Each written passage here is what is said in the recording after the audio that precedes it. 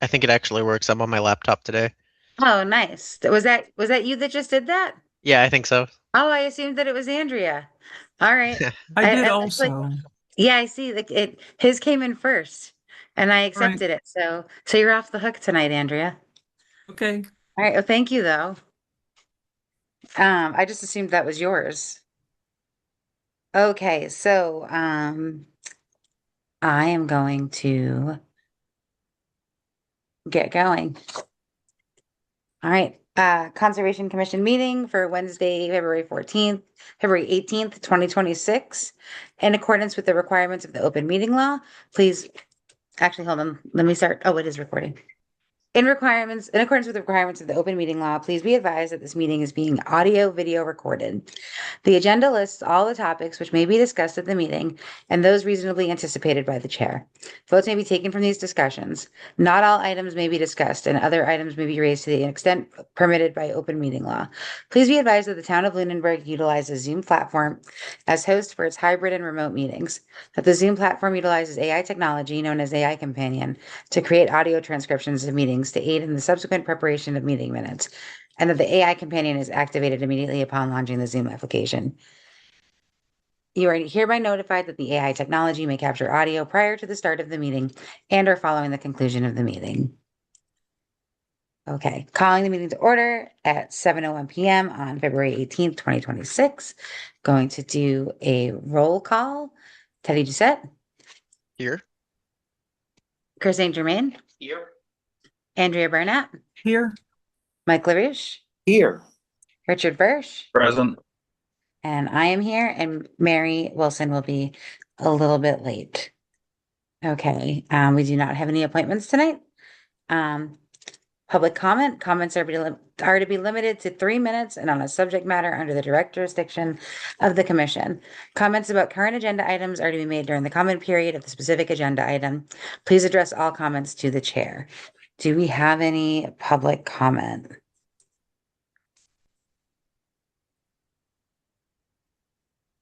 Oh, Teddy, I see you have your hand raised. Yes. I just before this meeting I went to a Sierra Club meeting and they were telling me about this project that they're working on. There's a website you can go to. It's called masstownsforclimate.org/map.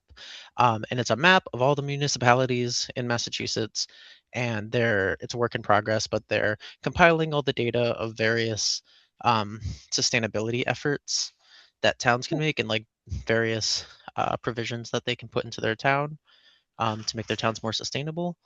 Um, and it's interesting. You can take a look at all the municipalities and see what they're working on and what they might be missing. That is Oh, all. cool. Did you look for, see, is there anything for Lunenburg on there? There is. We have like Oh, 5 programs that we're involved in. I okay. haven't. Yeah, I haven't been able to look too deeply into it. Um, do you know what Complete Streets is? No. Neither do I, but we Okay. we were involved. Um, Cool. All right. Yeah, I'll look after the meeting. That's very cool. yeah. Thank you for sharing. Thank you. Do you have any other public comment? I don't see anything. Um, Minutes of previous meetings. We have the minutes for, oh, Mary's here. Let me let her in. All right, let me pin Mary.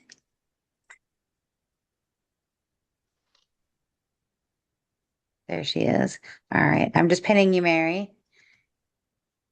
And we were just about to go over minutes. Um, so we have minutes of previous meetings. We have minutes for 128, 11:05, and 10:15. Has everyone had a chance to review the minutes? I thought we already approved 10:15. I guess not. Does anyone have any? Andrea, I see you have your hand raised.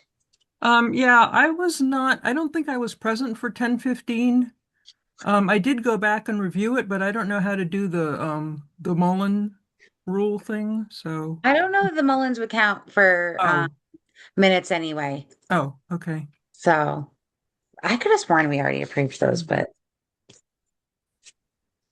I would defer to Michael.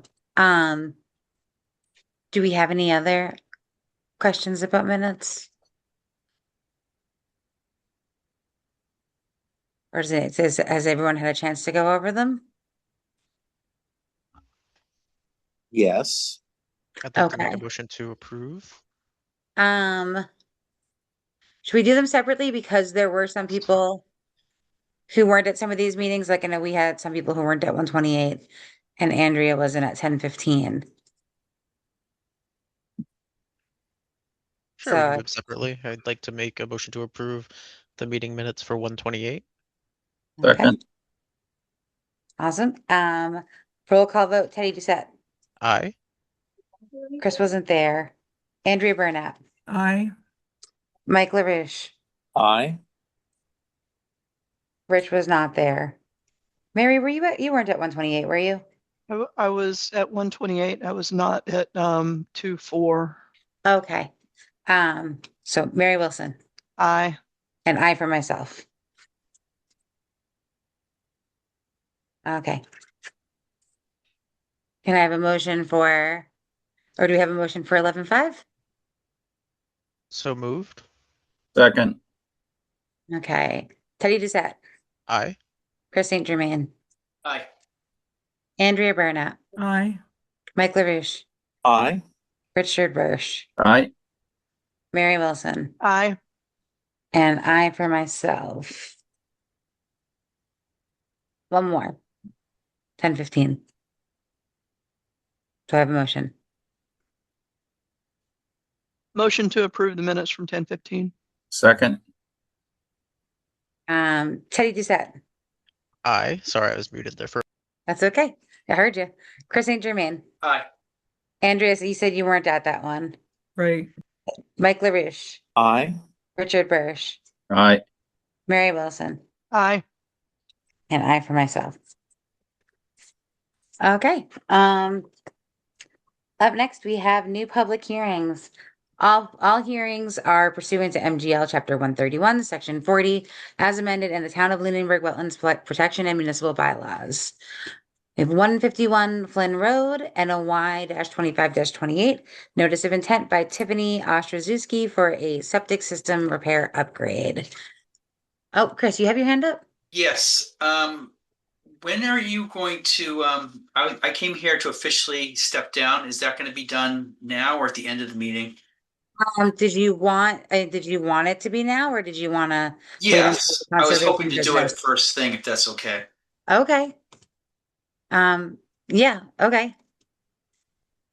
So, So I'm here to officially step down as an active commissioner, but I'd like to stay on as an associate.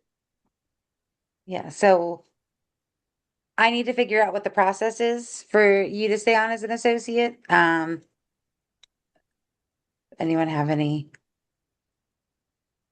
I did ask somebody and I actually forget what they said. I see, Harlan, you have your hand up? Yeah, can you just, typically you can make a motion to reorganize the commission. And then Commissioner St. Germain can express what he wants to do. And if you as the chair vote on it, then it can happen. And then we can work on the other side, administrative wise, to get him as an associate member. Okay. So right now we just need a motion to reorganize the commission. so moved. Second. Okay. Roll call vote, Teddy Doucette, Aye. Chris St. Germain, Aye. Andrea Burnett, Aye. Mike LaRouche, Aye. Richard Bursch, Aye. Mary Wilson, I I for myself. Okay, so then the next step would be, would we have Chris state his interest to be an associate and then we would vote to do that? Yes. Okay, Richard, you have your hand up. Unfortunately, we've done this in the past, and sometimes it depends on the town manager's decision Mhm. as Okay. to what we can and can't do with an associate member. I know we used to just accept them as associates, and then under the previous town manager, we were told that we couldn't, that only the Board of Selectmen could turn around and approve any membership to the commission. So it may just be worth a quick email to the town manager just to see which camp she is in. Because they don't, I mean, technically, they don't have any authority as a commissioner. So we never saw it as something that the selectmen would be approving because they're not members of the commission. Okay, Teddy, you But have it your may hand? be Oh, worth sorry. just I asking. didn't mean to interrupt you, Thank you, Richard. Madam Chair. All right, thank you, Richard. That's a good point. Teddy, you have your hand up. Thank you, Madam Chair. I just want to ask, what are the differences? Like, what are the responsibilities of an associate? Are they just someone we ask for another opinion? So for Chris, Chris is really active in helping out with trails and advocating for trails and a lot of trail maintenance and stuff like that. So having him stay on as an associate or like a trail advocate is just somebody who's still involved, but would not be a voting member and would just kind of be privy, who probably would lose his email, I'm assuming, but would be, helping out the commission as he's able with trails and the things that, he helps us out with right now. Just a little less responsibility. Does that sound right, Chris? Yes. I've also asked Jenny to look into me staying on the open space committee representing conservation unless somebody else wants to do that. So we need to look into it. Other commissions are looking to do the same. Not sure if it's permissible, but as an associate, I wanted to explore the ability for me to represent conservation at open space. But that would be the committee's decision first, if they'd want me or somebody else. And if they wanted me, then we still have to find out if it's possible. Okay. Yeah, so I said I'll look into that. But also worst case, there is an open spot on Yeah. on And at large spot. Yeah. open space. Yeah. So, and Mary, you have your hand up. Yes, thank you, Madam Chair. So I agree with Commissioner Bursch in that I think it's a good practice to ask the town manager about what they feel is acceptable. There's nothing in the current regulations or bylaw that limits or even talks about associate members. I would recommend, however, that maybe we consider a vote to prove Chris as a associate member, and then you could follow up with the town manager about whether that was sufficient or whether there was other action, or if another body needed to take action. Yeah, I think that's a good idea. I was thinking maybe have a motion to appoint him as an associate or to add him as an associate and then say pending what the town manager approval or something. Harlan, I see you have your hand up. Sorry, it was just a follow-up to what Mary said. Yeah, so Mass General Law, Chapter 40, Section 8C allows the commission, municipalities to define their structure locally, but we need to figure out if the town of Lunenburg does allow associate members. I know they do because I know we've had them before, is my understanding. Oh, I've been an associate Yes. commissioner before. So, Okay. Madam Yeah. Chair, I've been an associate commissioner as well, so. okay. All right, yeah. So I think that that's a great idea, Mary. And Richard, thank you for bringing that up. Do I have a motion to add Chris as an associate pending town manager approval? Or do we have any? So moved. Second, All right, roll call vote, Teddy Doucette. You're muted. Or gone. I will come back to you. Chris St. Germain, does he vote on this? No, he's not a commissioner You're anymore. not a commissioner anymore, Chris. And Andrea Burnap, Aye. Mike LaRouche, aye.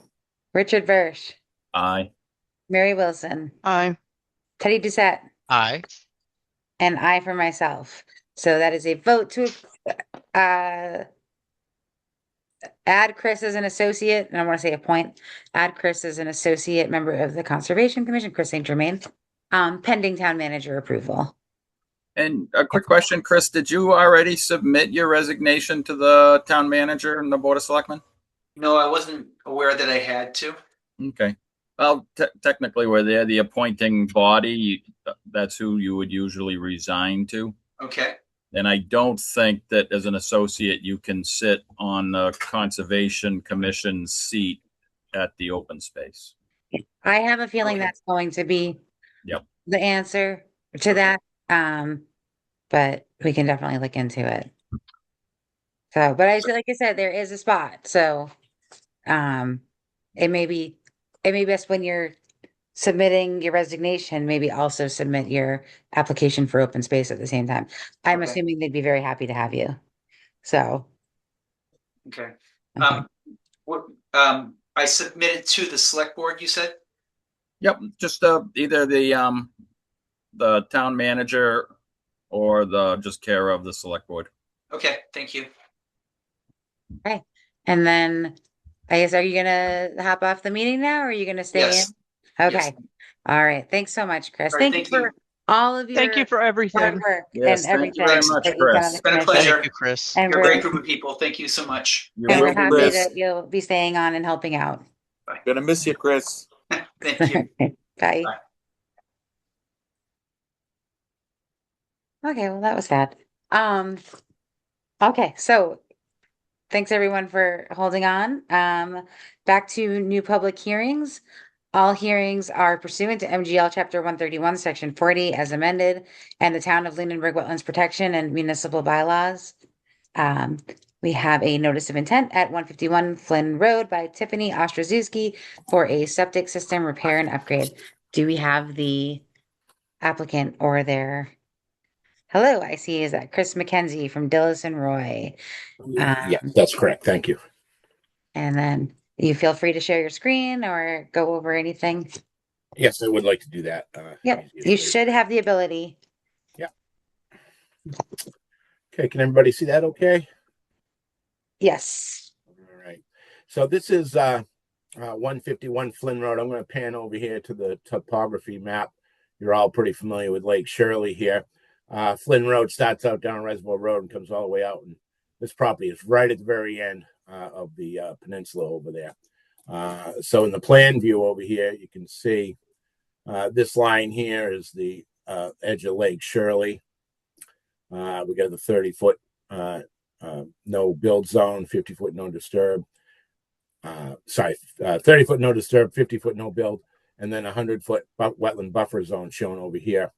There's an existing well located here with a 100-foot radius. Existing well on the property located here with the 50-foot and 100-foot radius. There's a well on this property as well, but the 100-foot radius doesn't quite reach our property. So this is an existing 3-bedroom house. We went to Board of Health last week, and they approved this design plan. There was a couple of local upgrade approvals and variances that we needed, obviously, to do this. There's an existing system located approximately right here that failed. We're proposing a new treatment system, treatment unit to a pump chamber. The treatment unit's a single air tank, which goes to a pump chamber and then up to a Presby leach area located here. We are just outside the 30-foot no disturb zone with the system, but we are within the 50-foot buffer. DEP, of course, in their review for the file number, mentioned about exhausting other areas for far further away from the wetland or from the lake. Unfortunately, there really isn't any area. Up here will be tight to the property line and really would still end up being in the 50-foot buffer and in the 100-foot well radius. We did a test hole over in this location here.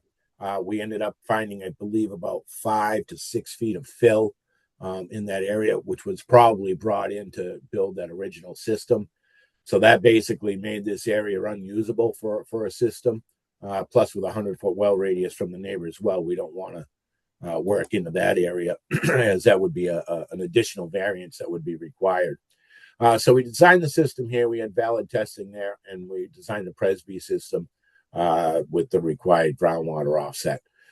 We show erosion control barrier starting at the house here and wrapping around the system up to the gradient about 196. Once you get to there, it mounds up here. So there really isn't any chance of anything coming down below that.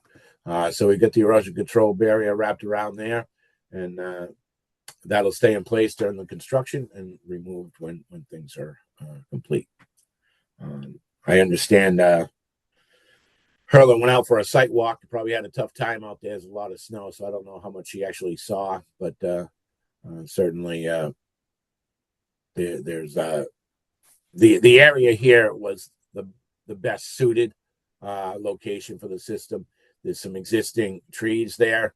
We'll have very limited cut of those trees because of the location that we put it. If we had gone closer to the property line up in this area, we would have been cutting down a lot more trees. So we tried to avoid any tree cutting if it was at all possible. That about covers it, I think. Certainly would like to open it up for any questions. Hey, thank you so much. Do we have any questions from members of the commission?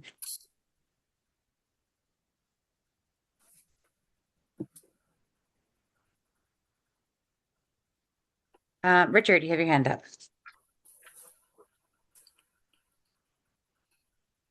Oh, I think you're muted. There we go. Sorry about that. Can we get a letter stating that you've exhausted your inspection of all other areas on the property to place the leach field? Yeah, that wouldn't be any problem. We got the test hole result is right here, showing 5 feet of fill. That really wipes out that area. There is no soil acceptable for testing. So for a system there, just something that something that states that you have performed an exhaustive alternatives analysis, where honestly I can't remember having ever approved a septic system inside the 50 foot, let alone on the edge of the 30 foot before. Mm-hmm. So if the Board of Health has approved it and DEP didn't have any overriding complaints, just to make sure that we see that you've covered your butt and that you can't put this system anywhere else on the property. We just want to make sure that it is clearly stated. Where given the level of variance that is needed for this, because I take it you're still going to have breakout and fill in the 30 foot no touch zone, correct? I mean, I don't see how you can't. You have the edge of the pits right on the 30 foot. So right. So this right here, this is a 198 contour proposed that wraps right around the system. And then the 197. So there's grading right here and right along in here that's in the 30 foot buffer. That's correct. Yeah. So you need a variance for the 30 foot. You need a variance for the no build from us. So just like I say, I've never approved a variance for a septic system in the 30 foot before. But we definitely should have that to cover our decision. And that was my only question, Madam Chair. Thank you. Thank you, Richard. That was excellent. Thanks. Do we have any other questions from members of the commission?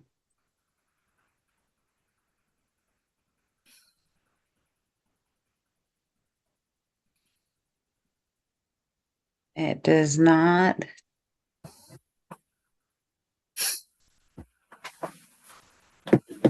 seem that we do. So Richard, would you be okay if we were to have a motion of some sort tonight and then get the yes, just pending the release of the signed order of conditions. We'd have to have the letter. Okay. I mean, he has verbalized it, but really should have it in the file in writing and stamped. Okay. Thank you. Thank you. And then Herlin, I see you have your hand up. Sure. I would advise the commission to actually ask that those letters be recorded with the order. So that could be part of your motion tonight. Okay. Yep. Awesome. Thank you. So excited to have you. Okay. So do I have a motion to approve with a letter stating that they have exhausted all options as far as where the system can go? So moved, and that the letter be recorded with the order of conditions. Yes. Thank you, Richard. Second? Is that you, Mike? Yes. Okay. Roll call vote. Teddy Doucette, Aye. Mary Wilson, Aye. Andrea Burnett, Aye. Richard Bursch, Aye. and is that everybody? No, it's me. Oh, and Mike LaRouche. Aye. And I for myself. I was gonna say I knew I was missing somebody. And I for myself. Okay, so that is approved. And just the letter to be added to the order of conditions. You can submit that in OpenGov. All right. Yep. We'll get that submitted right away. Thank All you right, very thank much. you so everyone. much. Have a Have a good good night.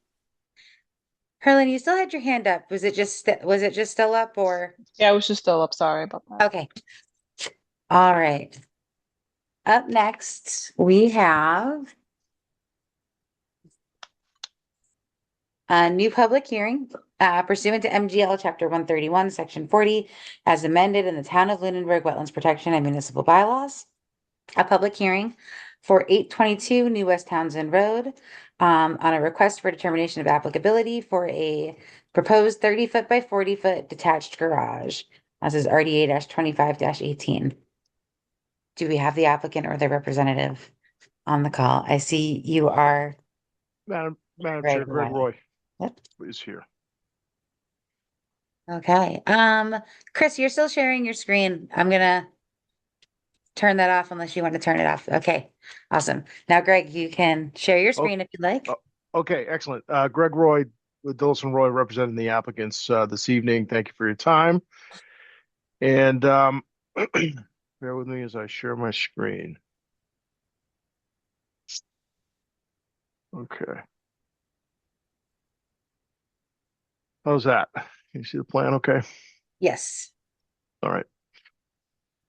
So the applicant is the Spatafor family. This is the former location of the Lottie Tree Farm property, which is right on the corner of Howard Street and New West Townsend Road, not to be confused with West Townsend Road or Townsend Road. So New West Townsend Road runs right along the Fitchburg-Lunenburg line, right along the westernly side of Lunenburg. Actually, you can see on the plan, the Lunenburg-Fitchburg line is located right here, and the property is entirely within Lunenburg, which is why the filing is through your board or your commission, excuse me. So this is a request for determination of applicability, and we dared do that because we're for a couple reasons, and I'll go over that. First of all, the project is to construct a 30 by 40 foot detached garage structure, which is shown here in pink. It's a little bit difficult to see, but you can kind of see I'm highlighting this outlined area here. This is all existing gravel surface. Took a look at some older aerials. I think there was some greenhouse structures over here, or so, that's what they look like on the ortho. So this part of the site has historically been used for structures in the past. There aren't any present, and I looked as of 2015. The images in 2015 there weren't any present, but I did see some earlier previous to that. And it's a little bit of a unique site. One of the reasons why we're asking for a request for determination of applicability here instead of a full notice of intent is, one, we're entirely outside of the 50-foot. We do clip the 100-foot buffer zone from an isolated wetland, which is partially on the property right in this location here. But it's really an isolated area. It's a pretty small area. So it's jurisdictional with your bylaw, but not jurisdictional with the state, with the Wetlands Protection Act. That doesn't have the size. The that would be required. And the proposed structure is actually down gradient of the wetland in this case. So you can see the contours here. The wetlands roughly at elevation, the outlet of it's roughly elevation 517, goes through a couple of culverts into a storm drain and then into the drain by the street where it crosses and then exits into the pond, which is quite a bit to the west of New West Townsend Road, across the street. And so the proposed structure in this case is a little bit unique. While it's in the buffer zone, it's down gradient of the resource area in question. So there's no possibility of impact relative to stormwater flowing that direction or anything like that. And in this case, there's no proposed tree removal. It's in an area of the site that's primarily gravel surface existing today and has no trees or vegetation associated with it. So it looked to us to be a good spot for the structure in an area that's previously disturbed, down gradient again of the wetland, and about 80 feet to the wetland at its closest point. And again, no tree removal or vegetation removal that's required. So that's why we dared file the RDA and request that from your commission. And I think that's all. Happy to take any questions. Thanks so much, Greg. Do we have any questions from members of the commission?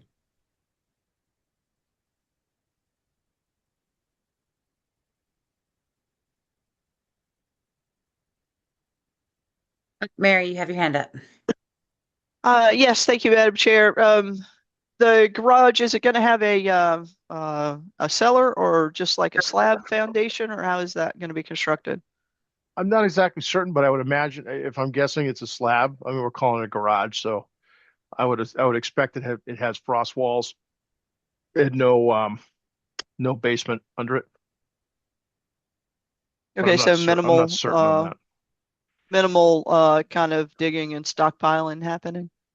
Yeah, and I would expect the stockpiles would go. I mean, you could condition that if you wanted. I don't think we would need to do any stockpiling in the 100-foot. I think we could stockpile, out in this part of the site. Okay, yeah, I know I go by that site a lot because I walk in the Northwest Town Forest back behind that area a lot. So I'm real familiar with it, and I know they have a lot of great earth moving equipment on site pretty often. Anyway, so I would want to condition that any storage of soils or material be down gradient from the garage. But that I think it's a great site, and yeah, that would be useful for them and easily accessible. So I have no other conditions or concerns. Thank you so much, Mary. Do we have any other questions from members of the commission?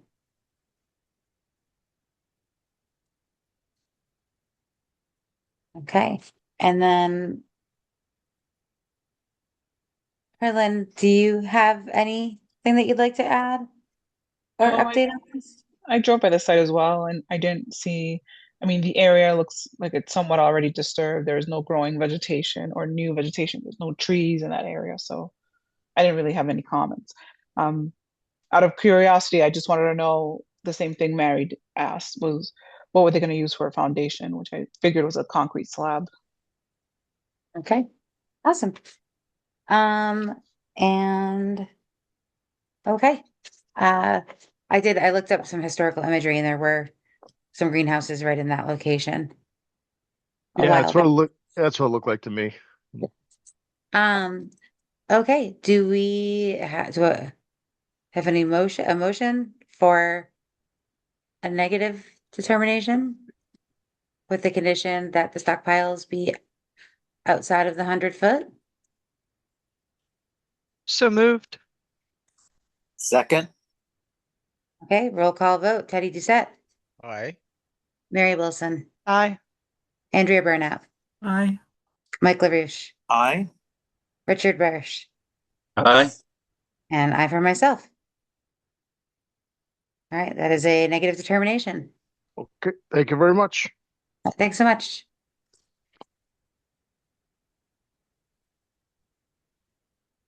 Okay. Up next, we are moving on to continued public hearings.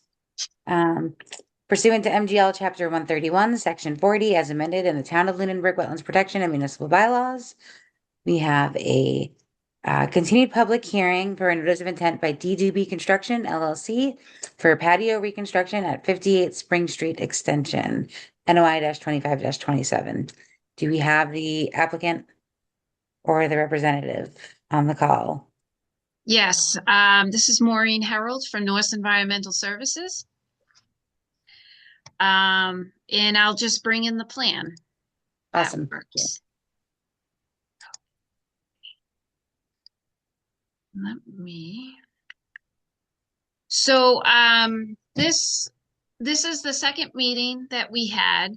The commission, at the first meeting, the commission had requested that we comply with the 50-foot no build. So the original proposal was 49 feet off of the wall, the wall that's along Lake Shirley. So we pushed back the proposed porch with the deck above to the 50-foot setback. One of the other requests that the commission had asked was that we show a stockpile area on the plan, which you can see is right here. And the last request the commission had was to incorporate some rooftop infiltration. So we're proposing a 2-foot wide, 17-foot long, 2-foot deep infiltration trench. And the builder's going to incorporate a Trex Randscape system, which is basically a drainage system underneath the deck with gutters, and the gutters will outlet into this infiltration trench. We did have an engineer take a look at the infiltration trench just to make sure that it's sized appropriately, and this has been provided to the commission. I do apologize because it was submitted late. In fact, it was submitted this morning. But there's no increase in the rate of runoff for the 210 or 100-year storm. And I hope that addresses all the commission's questions or concerns. I can bring up the detail. The engineer provided detail of the trench, the type of stone, 2 feet deep, 2 feet wide in this area. And I can open it up to the commission with any questions or concerns. All right, great. Thank you so much for taking care of all of that. Do we have any questions for members of the commission?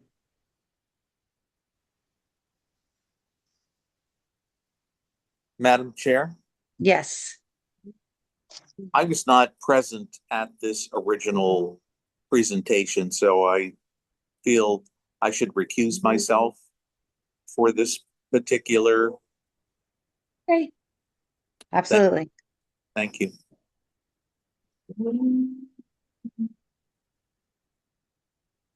Do we have any questions for members of the commission?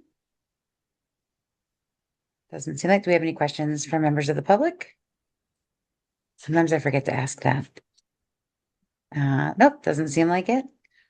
Do I have any motions from members of the commission? Madam Chair, I would make a motion to accept the project as presented. Second. Okay. All right, roll call vote. Teddy Doucette, Aye. Mary Wilson, Aye. Andrea Burnout, Aye. Richard Bursch, Aye. and I for myself, with Mike LaRouche recusing himself. Okay. Thank you so much for taking care of all of that, Maureen. No looks problem. great. My pleasure. Thank you for your time this evening. I appreciate it. All right, thanks. Have a great night. You too. Bye. Okay, moving on, we have a pursuant to MGL Chapter 131, Section 40, as amended in the Town of Lunenburg Wetlands Protection and Municipal Bylaws, a notice of intent at 30 Summer Street by Safe Store Real Estate for a project that involves floodplain fill and associated compensatory floodplain compensation. And I see that we have Greg Roy on the call. Yes, I'm back. Thank you. Greg Roy with Dawson Roy. I'm representing the applicant. I'm going to make this quick, but I didn't get a chance to issue you a letter asking for a continuation on this because I got late breaking information from my client this afternoon that he and his design team are looking at perhaps, not certainly, but perhaps making some minor tweaks to the plan having to do with their internal process. I do not think it's going to impact any of the floodplain issues that we presented at the last meeting, but I'd like to give an opportunity to make sure we have a final plan before you, even if it's minor in nature. I want to make sure that we don't put the cart before the horse and put ourselves in a situation where we'd have to amend or ask you for a minor modification or something like that. So I will be asking for a continuation on this. My client asked me to, he's not certain he'd be able to get information back to me in the next 2 weeks. So he did ask that I push this out to your second meeting, I think in March, if that would be acceptable to you. So, I mean, I did want to say that, give the commission an update. I did provide you folks with a summary and a letter, relative to our responses and, resolutions to outstanding DEP comments at the last meeting. And I told you that we would be, looking to come back and close things out, after we got through the peer review process with the planning board. We're actually through the peer review process with the planning board. It's just that late breaking news here today. My client wanted me to sort of put the brakes on for another, 4 weeks or so, just to make sure we can capture any last minute plan tweaks that we have coming down the pipe. So I will put that in. I will put this in writing too. But I would like to request a continuation to the second meeting in March. Thanks so much, Greg. Do you have a motion to continue to our March 18th, 2026 meeting? So moved. Was that Second. Teddy? Teddy. Okay. And then second was Mike? Yes. Okay. Roll call vote. Teddy Doucette. Aye. Mary Wilson. Aye.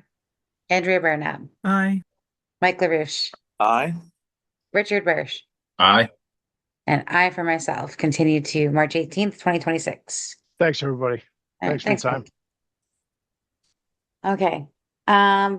Up next, pursuant to MGL Chapter 131, Section 40 as amended in the Town of Lunenburg Wetlands Protection and Municipal Bylaws.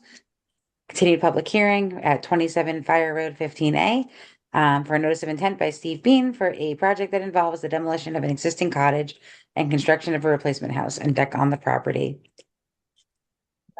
Okay. And That's I see me. that we have the representative Greg Roy on the call. That's me again. Yes. I'm sorry. I thought you had one in between there. Did that get Nope. continued? Oh, okay. Okay. Maybe I'm looking at an old agenda. So I wanted to I'm sorry, say, you're right. I did Yep. miss one. Thank you, Greg. Yep. No problem. I'll have some yield. chats I'll coming in. yield. I I'll skipped yield one. back. All right. Thank you, Greg. No problem. Okay. Do I have to close that? Or can I just move on? You can just move on. Okay. Pursuant to Chapter 131, MGL Chapter 131, Section 40, as amended in the Town of Lunenburg Wetlands Protection and Municipal Bylaws, a notice of intent for the Town of Lunenburg at 763 Northfield Road for the replacement of the deteriorated culvert at the Northfield Road crossing over Mulpus Brook. Do we have the applicant?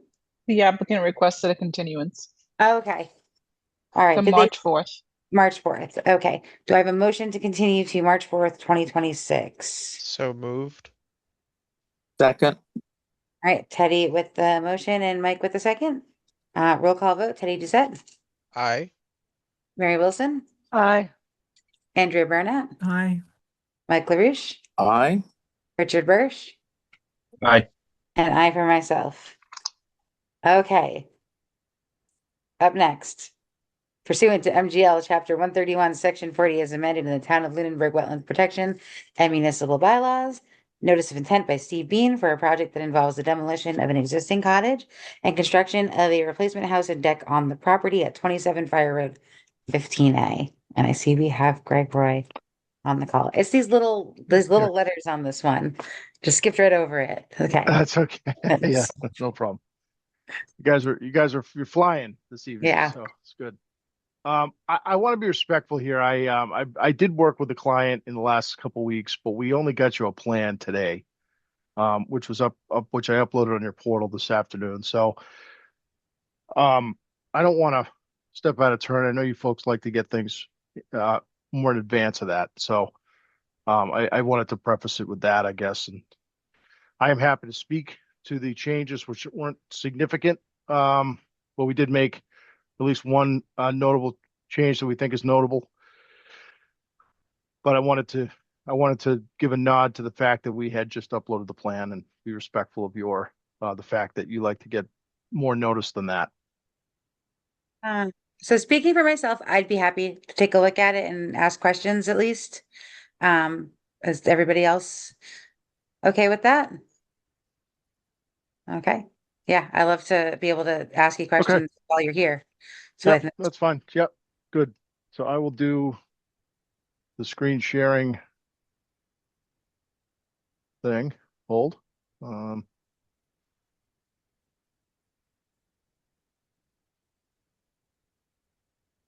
Sorry, I have trouble here tonight. Okay. It's been a long day, as I'm sure it has for all of you. Okay. How's that? Can you see that okay? I can see that, yes. Okay. So there's a few of you that weren't here last time, I think Rich and Mary. We came here 2 weeks ago with a plan change that moved the proposed structure. If you recall, when we opened this meeting a month or so ago, we had shown some encroachment into the 30-foot no disturb zone, and we had with the actual new building structure, and then we had shown a deck that protruded even further towards the lake. Again, let me use my highlighter. We had essentially squared this off like this with the house, and then we had a deck that showed like out like that. And we got pretty clear direction, I think, from you at that opening meeting, that you wanted us to go back and back to the drawing board and take another look at alternatives. So we did that. The plan that you have here is essentially what we showed you 2 weeks ago. We did go back and make a few changes. One thing that we did, it was pointed out, we had shown a turbidity curtain that was sort of just a carryover in the lake. We're not proposing any work in the lake or on the lake or on the bank, or no retaining wall work. And that's usually when we're showing that, you usually use those turbidity barriers. So it was sort of a carryover from, it shouldn't have been on the plan. So we took it off. That was sort of a house cleanup exercise. The second thing we did was expanded the size of and sort of reshaped the size of our mitigation area, which we're proposing over here. We also did a change to the plantings. We had identified last meeting that we had proposed some low bush blueberries in there, which really aren't well suited for fringe type of having their feet wet type of plants right on the edge of a either a wetland or a pond like this. So we changed that species out to a high bush blueberry, which is much more suited to a more of a wet feet type of environment. So roots are in the more closer to they like their roots wet. A lot of times the wetland flags are hung on the high bush blueberry plants. They're kind of that borderline vegetation, if you will. So we did make that change, and again we did expand that area to try and increase the mitigation that we're proposing along with the project. The last significant thing that we did We had so let me back up here. We're proposing the outline in red is the location of the existing house, the existing structure today. The proposed rebuild is shown here in black, like this. The limit of the 30 is here. The limit of the 50 is here. So this is a pretty small scale plan. It's a pretty tight area. We had shown the deck, which is shown. I got to use a different color. The deck currently is shown in this area now, like this, all on the backside like that. We had initially in the last iteration had that come out like this. And so all of this area here, while it's impervious structure, it's pervious deck surface, it still represented a structure that was going to be cantilevered over in an area where we didn't have a structure today. So we worked with the client on that to keep the deck completely contained now inside this gray shaded area, which is the location of the existing concrete patio. And again, we're going to be converting that to a permeable surface there on that in that area. So nothing has really changed from a metric standpoint. We're still a net benefit here when you look at impervious areas within each of the zones. Within the 0 to 30, we're reducing impervious by 14 feet. When you look 30 to 50, we're reducing by minus 235 square feet. We are increasing in the outer portion of the 100-foot buffer zone outside of the 50-foot area, 201 square feet. But when you add all those up, there's a net reduction on site of minus 48 square feet.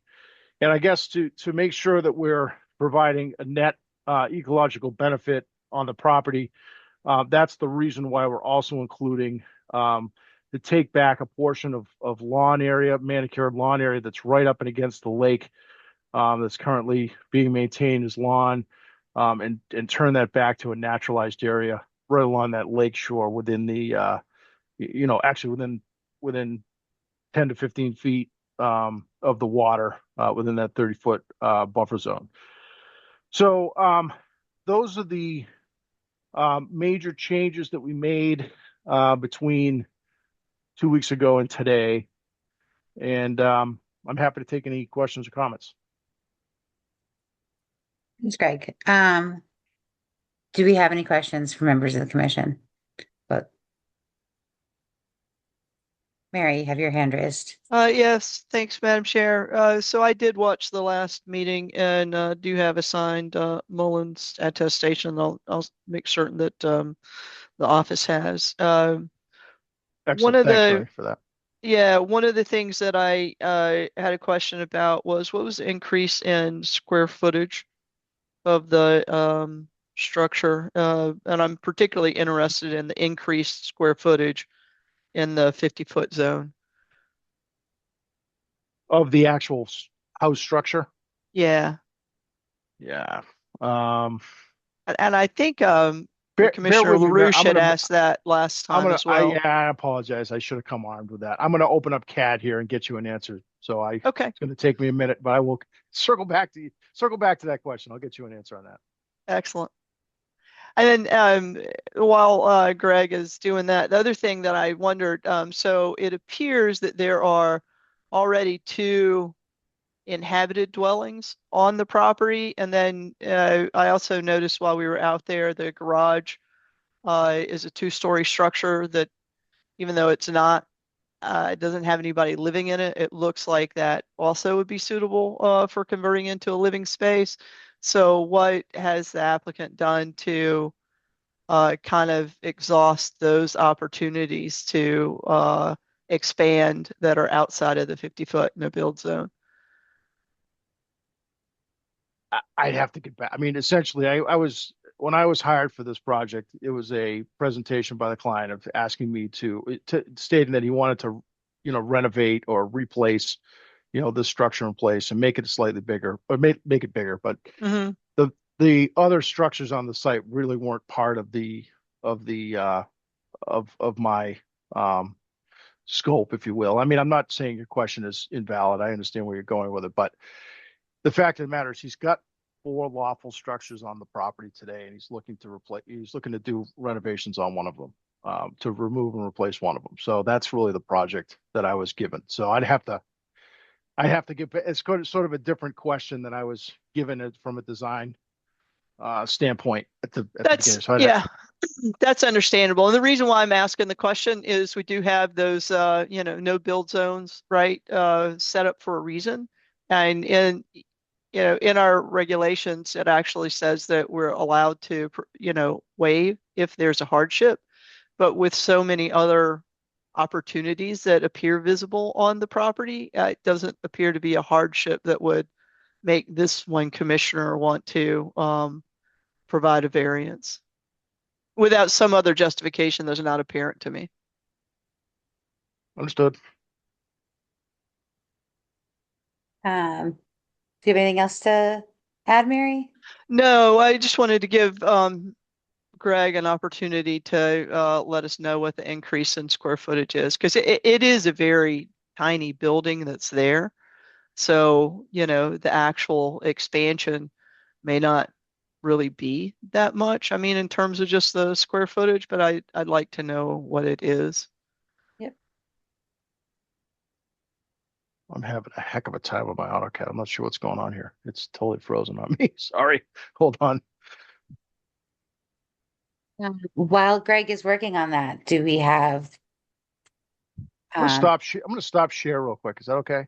Yeah, that's fine. Okay, so while Greg is working on that, do we have any other questions for members of the commission? Richard, you have your hand up. And you're muted.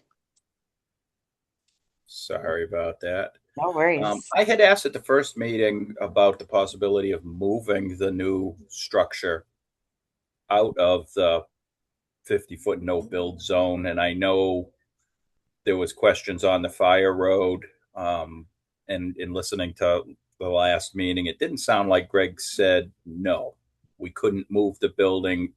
We thought we might be able to a few feet. There was no definitive answer to that I heard from listening to the meeting 2 weeks ago. And I know there was a lot of discussion about the overall benefits to the area. One thing to consider in looking at the site as a whole, this site is definitely quite developed, and to add more building structure into the no structure zone, I personally would have a hard time with it. And like Mary said, I mean, we really haven't seen any hardships explained to us. And to add more structure to this plot in a hole outside of the 50-foot no structure zone, I myself would still like to see the concrete that is in the current no build zone removed to allow for any increase in structure on this lot. But I guess I'd like to see if we could move the structure to another location or further outside of the 50-foot no build zone before we got too far into more of what I would like to see myself. So, but if we could get an answer to that question as far as moving it, if the road is a private road, if it is a deeded road, or if it just happens to be on a plan that it's neither private nor deeded. It can be trampled on if need be. Thank you at this point, Madam Chair.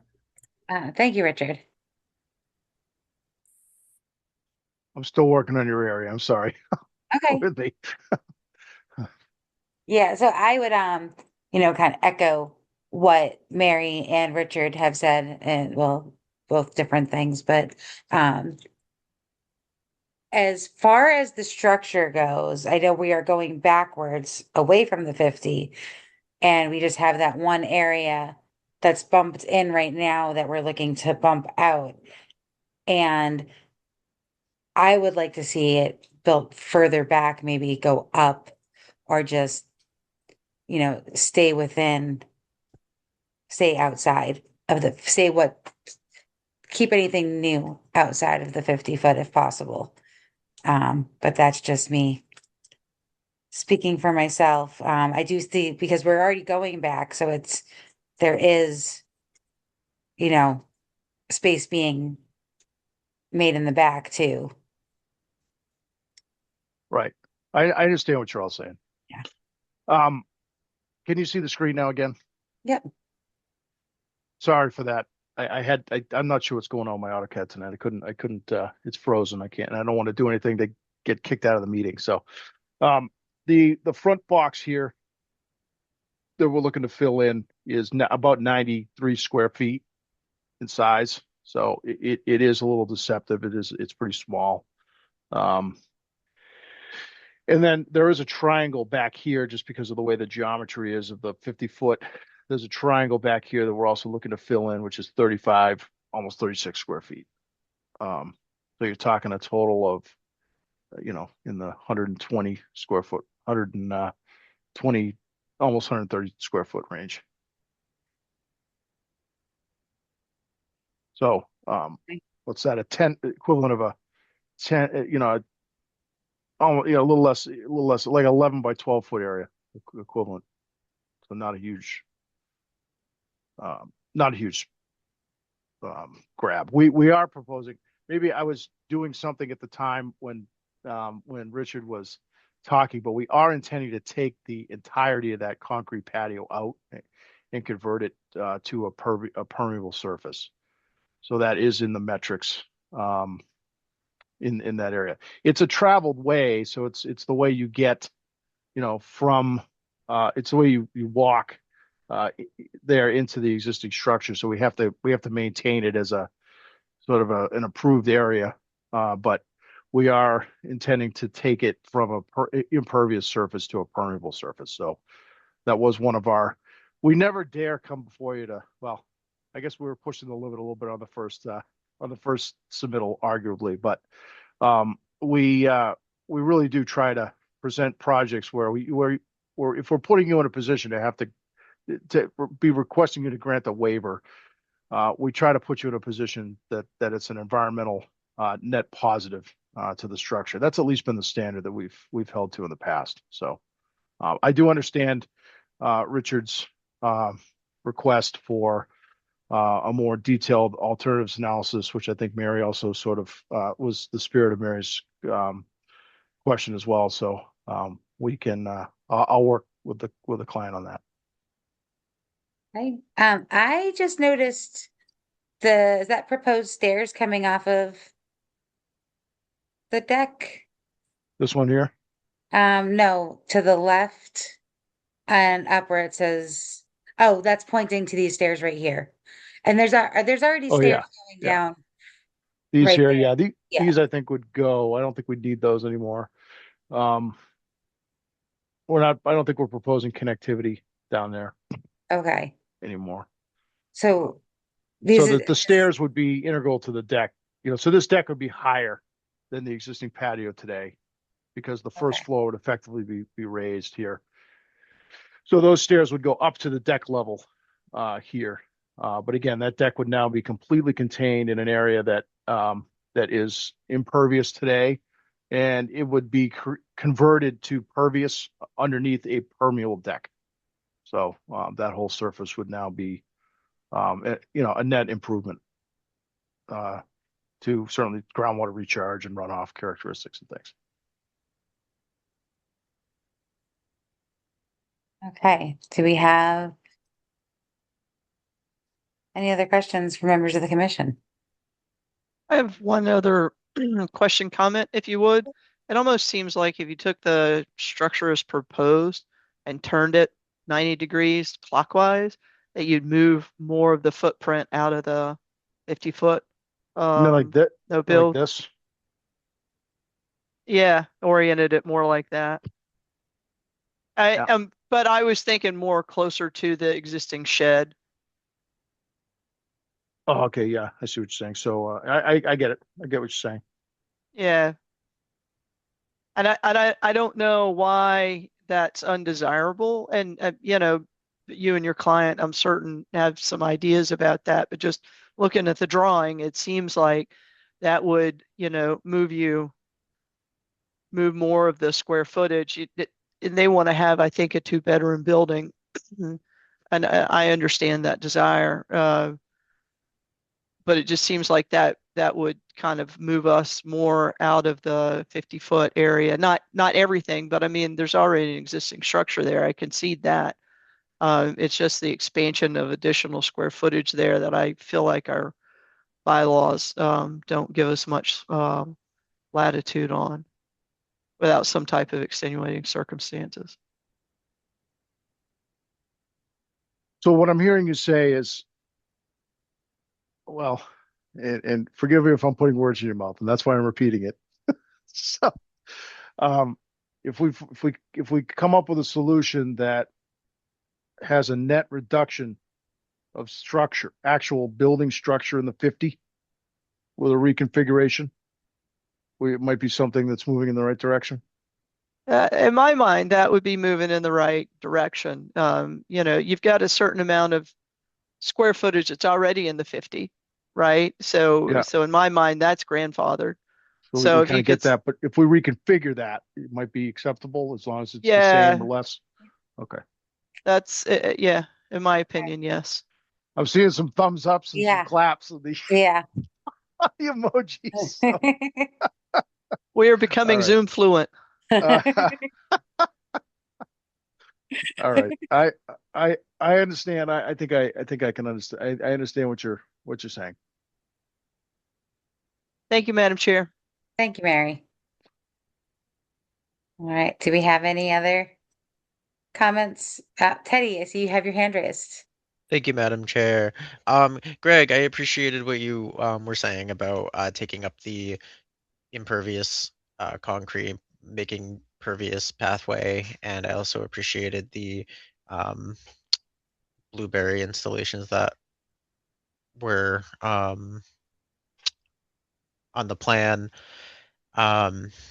So me as one commissioner would be more willing to go forward with a project like this, but any configuration that we can get more property out of the no build zone, even better.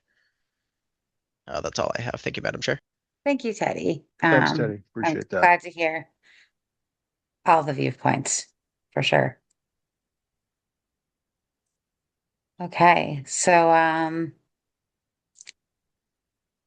it looks like Yeah. So it looks like I don't want to rush anybody, but I have my homework, and I think 2 weeks is adequate for this. If you're so inclined to continue until the first meeting in March, I think that would be fine for us. Okay, yeah, do I have a motion to continue to March 4th, 2026? So moved. Second. Okay, roll call vote. Teddy Doucette, Aye. Mary Wilson, Aye. Andrea Burnett, Aye. Richard Bursch, Aye. Mike LaRouche, Aye.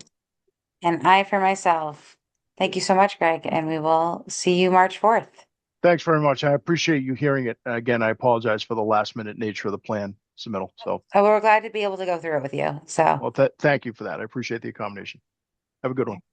thanks. Have a good one. I meant to ask you if you had anything to add, Herlin. I'm sorry. If I Okay. forget, please interject. I'm just not used to this yet. Okay, so that is all of our hearings for tonight. Up next, we have administrative determinations, and we have our agent here for this. So first we have 833 Flat Hill Road.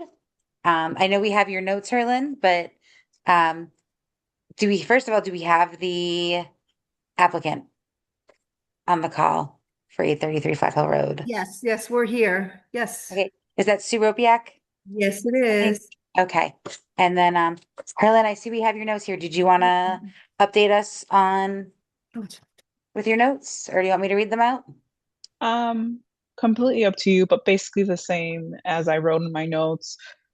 For tree removal, always leaving the stump behind because of the location. And And yeah, if you want to read my notes, that's perfectly fine. It's completely Yeah, up to you. it's up to you. What do you prefer? I can go over it. Okay, yeah, I'll let you go over it. Oh, Mary, you have your Sure. hand up. Go ahead. Madam Chair, I'd like to be excused from the rest of the meeting. As you know, my husband had a medical procedure today and is taking pain meds, so I think I need to be a little bit closer at hand. Okay. Yes, thank you. Absolutely, Mary. Thank you so much for joining us and give Dirk our best. All right, thank you. Good Thank night. you. Good night. Good night, Mary. Mary. Okay. Sorry about that, Harlan. It's okay. Please go on. All right, so this was an application that was received in November for the removal of a request for the removal of 25 ash trees that were being killed by emerald ash borer. The applicant had an arborist come out and tag the trees. I was actually on site on, I'm trying to go through. I apologize. This is also my first time navigating this system. Are you going to So share your screen? Or do you want me to? no? I thought maybe it sounded like you were going to share your screen. No, I'm just going over this, the date for the site walk. I just wanted to include that for the record, that I was on site February 10th.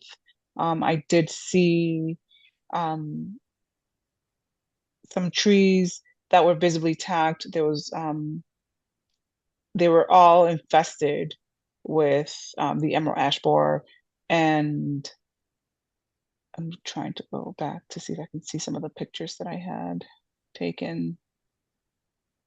There's a significant amount of trees, and they are almost in between the house and what looks like to be an accessory unit that they have on their property that leads into the waterway. It's almost like a triangle shape area where all the trees reside, and then that leads into the resource area. I didn't see anything that gave me pause while I was there when it comes to not removing the trees. They're very close to the accessory unit, and I think the other half of the trees are very close to that accessory unit that they have on their parcel, and then the other part of the trees are close to their home. So it'd be, I think it causes some hazard to have them there. And that's basically it. Okay. And then, so what is your Recommendation? recommendation? Yes, that's what I'm looking So for. it's okay. I would advise the commission to agree with the tree removal under the conditions that whoever does the removal is either done by a crane, which I spoke to, I think it was Sue's husband who was on site. You can have the lot is, there's a long driveway. You can either have crane access or by hand. Leave the stumps behind, and if they can contain and prevent erosion and sedimentation, that would be great. So that's why I suggested the use of a crane or by hand instead of having machinery go straight up to the trees. Okay. Awesome. Thank you.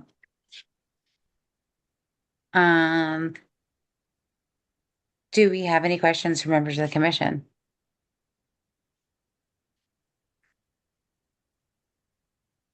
Richard, do you have your hand up? Yeah, Madam Chair. Harlan, has the applicant stated what's going to happen to the infested trees once they're taken down? Are they just going to be chipped and chips left on site? They did not state that. I believe, Sue, are you still there? Yeah, I am here and I'm trying to remember. He's definitely going to chip them. And I am 99% sure he's not planning on leaving them on the property. I wasn't thinking that he was. I don't know if I asked specifically, but I can make sure that that's the case, that he does not leave them. Well, it's or not do you want it recommended to be moving the okay. infested wood. So Oh, so you would prefer to have it chipped and left in place? generally, yep, Huh. or burnt, or it depends on what he's doing with the chips. Oh, because it's infested. That's the Correct. issue. Yep. Okay, Yeah, I was just thank you. thinking you wanted to remove it from, okay. So you Yeah, want just- them to be left, okay. Well, just to see what he's going to do with them, just so that they're not brought to somebody else's property and spread as mulch. Yeah. So typically the chipping does destroy the larvae, so I have seen them be left in place. And I think if the commission agrees to that, I can also add that to the recommendation. Yep, I would be in favor of that. Thank you. Thank you, Richard, and thank you, Harlan. You're welcome. Do we have any other questions from members of the commission?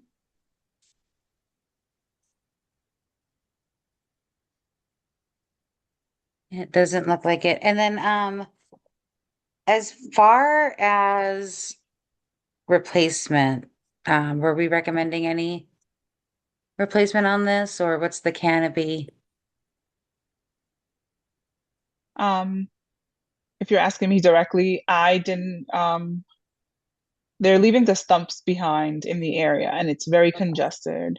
Okay. I think it would be advisable to maybe plant some other things in the area that Like I'm Like always some a fan of. understory, or Yes. And I can work with the applicant with a planting plan. I actually have a plan that I had put together for the other municipality that I work for that I can share with the commission. And if you guys agree, I can relay that to the applicant. oh yeah, that's great. That would be amazing. How far are they from the wetland? It's just not marked on the plan. It's close. So they're right on, hold on. I think you can actually see it in one of their pictures, but they have, Sue, are you still there? Yes, I am. I Sue. don't have the picture in front of me. I'm I trying. would, I can share my screen. the 50-foot line goes between, like some are definitely closer than 50 feet. Yes. Definitely. And I would like to note for the record that there's significant snow coverage either. So I couldn't even see like BVW on there. Obviously, there's a lake, but you can tell that there's some sort of tributary that leads into this area, but you can't see anything because of the amount of snow that was on site. Yeah, so that's a little stream that's not flowing all the time. And a lot of the trees are along there, and then another bunch of them are farther away from the lake than that, behind that cabin. Yeah, so that's looking away from the, that's looking perpendicular to the lake, yeah. So the lake is on the left in that picture.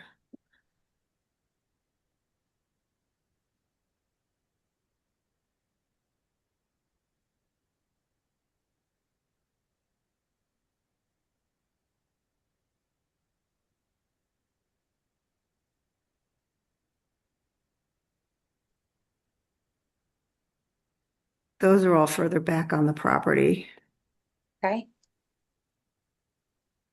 I'm trying to see if I have a picture where you can actually see the lake. Yeah, it's hard to get the angle with everything in it. Yeah. No. What a change between these pictures and the last pictures. Can't even tell where the lake starts because it's So also covered if in you snow. look under my site visit pictures, it's number 3.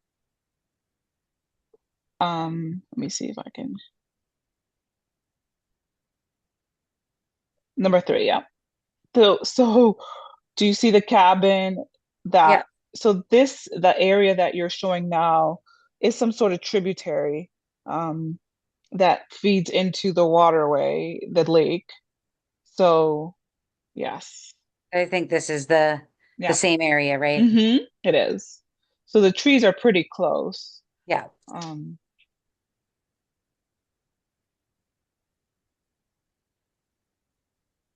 Yeah, and it looks like, I mean, I think it would be definitely a good place for a couple of understory I agree. shrubs for sure. It'd be great if you could work with the applicants on some sort of understory plantings. Okay, do we have any other questions for members of the commission?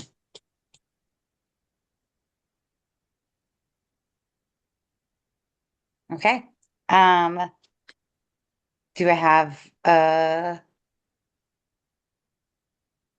would we like to would we want to condition that it looks like there's not a whole lot of area for, like the full replacement that we would, ask if there wasn't as much canopy. But would we want to condition that we put some understory plantings in, or would we want to just say that Herlin could work with the applicant? Any ideas? Suggestions? Anyone? Fine Richard? with Herlin at working with them. Okay, great. Okay, do I have a motion to approve? I would make a motion to ratify Herlin's determination. Okay, Second, all right, roll call vote. Teddy Doucette, Aye. Andrea Burnett, Aye. Richard Bursch, Aye. Mike LaRouche, aye. and I for myself. Okay, thank you so much. So Herlin Herlin can speak for herself, but we'll be in touch with you about next steps. Okay, great. Thank you so much. Thank you. Have a good night. You too. All right, up next we have, wait,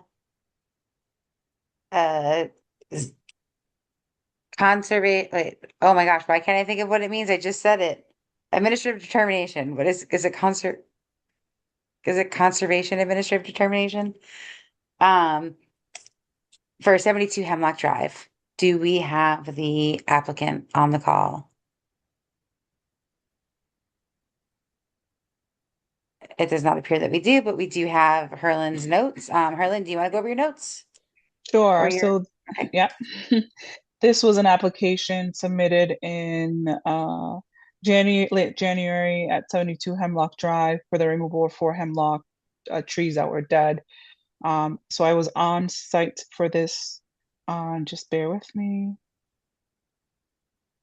It looks like February 12th, where I did see some trees that had visible dieback, and the topography of the trees actually make them feel like they're leaning or seem as they're leaning, which is a hazard. They're pretty massive trees in size and girth, and there was only 4 trees that I noticed, which is what they apply for. One of the trees looks like it was leaning towards what is a deck in their home, and then the other were to the opposite side. So the trees are on like almost opposite sides of the actual decking and area home, and it looks like they're all leaning towards that deck if they fall. Again, I would advise the commission the same recommendation, the removal of trees with minimal impact to prevent erosion and limit the disturbance, no stump removal or grinding, and to use some crane or hands-only removal of trees for this for the 4 dying hemlocks.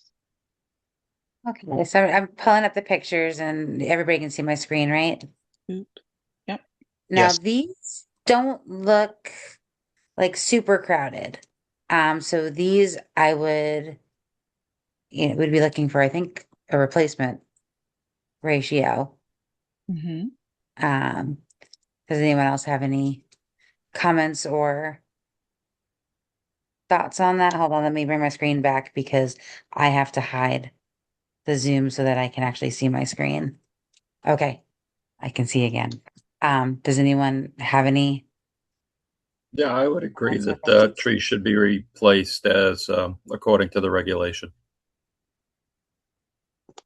Thank you, Rich.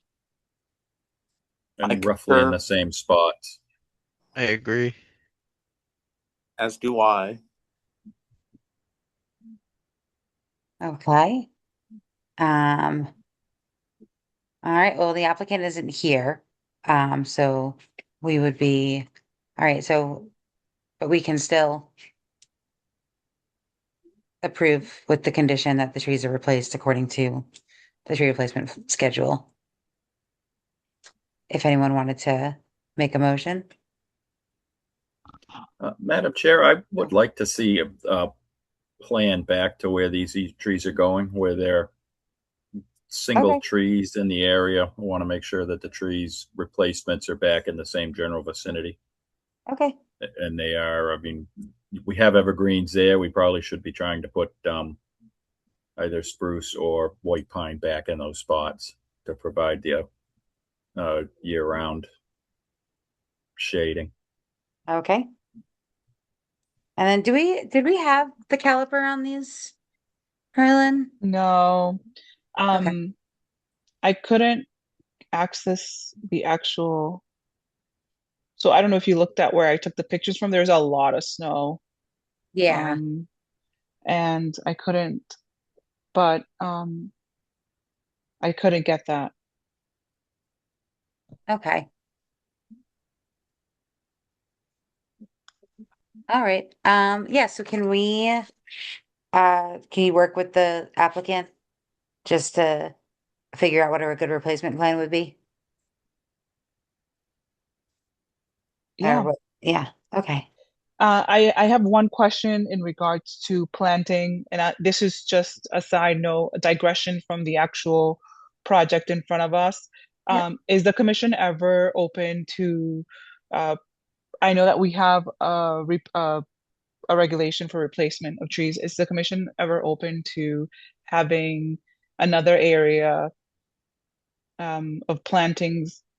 I'm only asking because it seems like this is like a growing trend. These trees are on the banks. They seem to be eroding more and more, and then they start tipping, and people call us and want these trees removed. Is it wise for us to have the applicants replace trees in the same location? Or should we be looking at something else as a remediation for the replacement of the trees? And this is just a general question. Oh, that's a good question. I would say for me, I think that it would make sense to put them somewhere where I would hopefully, be as close to the area as possible, but also where it's not going to be a problem in the future, and especially where we're leaving the stumps in place, so we're not going to lose any of that stability on the bank, but kind of having it still not I guess it would really depend on the site, maybe like a case by case basis, but that's just me. Does anyone else have any other comments on that? Richard? Yeah, myself, I'd like to see the trees put back in as close a vicinity as possible, especially these trees here where they're so close to the bank. They do provide shade and cover in those areas.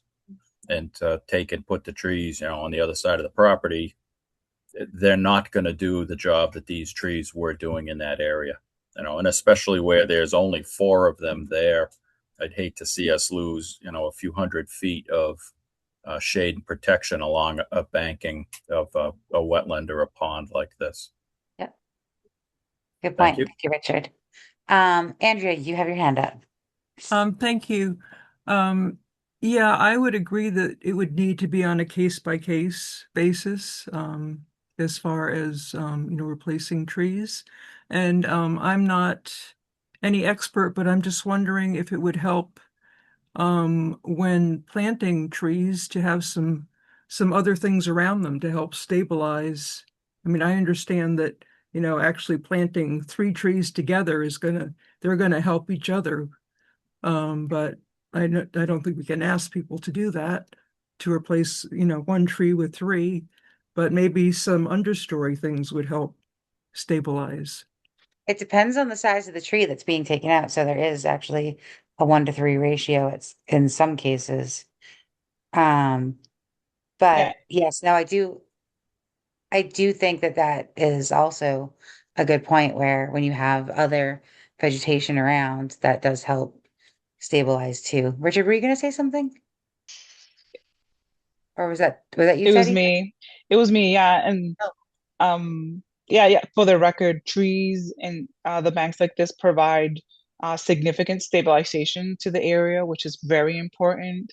It was just a question that arose because when, like, what I've noticed, and like I said, I don't know if you guys might know, the municipality I worked for was very different. We had no lakes. When I see the properties that are in like so close, so their space for plantings are so limited. The shading is very important. Should we be looking at other options for people who don't have the option to replace trees? That it was just, a question that I had, but thank you for the input. I really do appreciate it. Thank you, Arlen. No, I'm so happy to have your input here. Okay, so for this one, it looks like we'd be looking to continue and with Harlan working with the applicant to come up with a replacement plan that will replace and keep some of that canopy around the lake and work within our, parameters for our planting schedule, our replanting schedule. Sounds good. So, okay. Do we need to vote to continue this? I don't know for CADs. I don't think they require votes to I don't think continue. so. No. I should know that off the top of my head, but I forget right now. Okay, so we will move on. All right. Violations. Do we have any updates on violations that you'd like to share, Me? Harlan? Yeah. Nothing from the 1168 Mass Ave rear. I did reach out to my circuit rider, which is Emily Petro from Mass DEP, because after speaking with our chair, I think it's in the best interest of the commission to forward this to Mass DEP. The property owner is not responding to any of the notices that we send out. And I think Not great that they're not responding. Great that you reached out to DEP. Oh yeah, and I think that I would like to send out a final notice to the other properties who haven't responded. I know it's been a while. I was interim. It was really hard for me to kind of keep up with certain things as I was kind of like putting out fires. But now that I'm here, I would like to send out a final notice, give people 15 days to come back in front of us, or we will start issuing violations. And by violations, I mean we can kind of backtrack what happened and see if legal would advise us to issue a one-time violation of $300 or a daily violation, which is allowable under the Wetlands Protection Act. Okay, awesome. All right. Okay, thank you so much, Harlan. All right, so up next, we have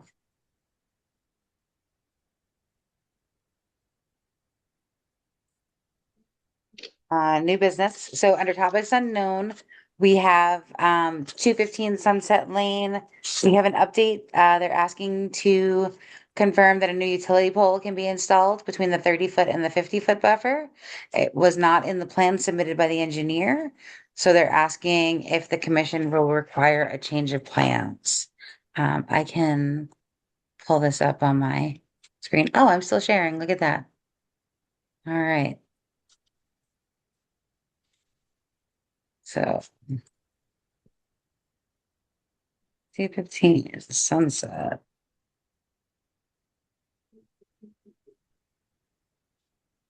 If you go under attachments for the notice of intent and go to the site plan that was submitted by Ryan Proctor, I can show you exactly where they would want the pole to go. It's in a corner in between the 30 and 50. So if you zoom into that exact corner to the left. This corner right here? Yes. Okay. So that is the corner that they're planning to put the pole on. Coincidentally, there's a pole on the outside of the property on the actual street. So that's why National Grid would like to have this post put in that corner. The applicant was given the link for tonight's meeting, and I did ask him to attend. I'm not sure. David Pajari is on. Oh, I see. Yep. And the conversation I had with Ms. Pajari was, is it just a pole? Are they just digging a pole? National Grid is in the business of digging poles, so they know what they're doing. He Yeah. said there's actually a second part to this, which is actually some trenching, and I believe it goes to the house. And that's where some trouble arose. And I said, I don't feel comfortable allowing, saying yes to National Grid when there's some, trenching happening and the commission is not going to be aware of. So if Mr. Pajari would like to explain further what he is wanting to do, he said the trenching was going to happen. He's going to do it himself. And I said that the commission would then decide whether this requires a modification Hello? to the submitted plan or if he can move forward as is. Hello? Yep. Okay. Thank you, Harlan. You're welcome. Hello. Hold on. Let me make it so that I can see everybody again. All right. So, hi, Mr. Pajari. So is the trench is it going to be underground electrical Yeah. cables? Yeah. Okay. It's going to be in a conduit? Yeah, it's Um, proposed to come from the new utility pole up the slope. Oh, you're breaking up a So little basically bit. up the slope. Much better. Okay.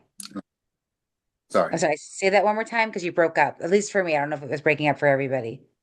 Yes, So it was. it would come from the proposed utility pole up the slope along the edge of the driveway to a pedestal where it would then go to the main house and then go to proposed So, ADU, like this which way? is on a site. Well, correct.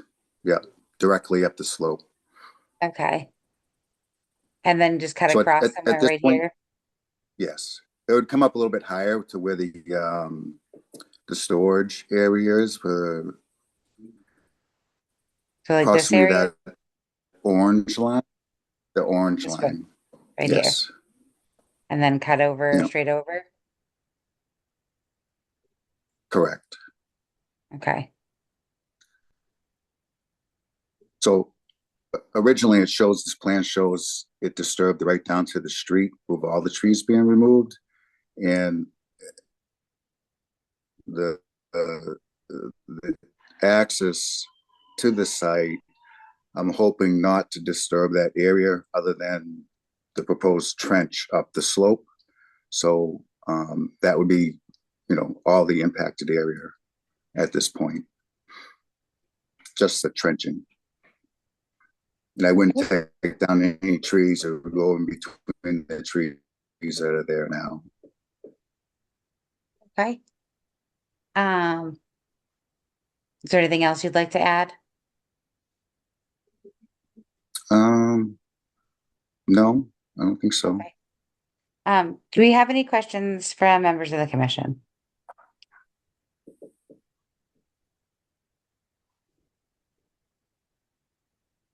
Richard, you have your hand up. Thank you, Madam Chair. So just to clarify, the trench is going to be dug in areas that have already been approved for disturbance. So coming up the property line, up the edge of the driveway, it sounds like the trench is going to come up past the 100-foot buffer zone and then turn into the house. Is that correct, David? Yes, it'll come to a pedestal point where there'll be a And trench. roughly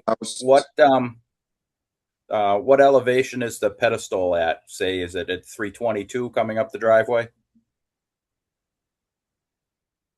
It'd probably be higher.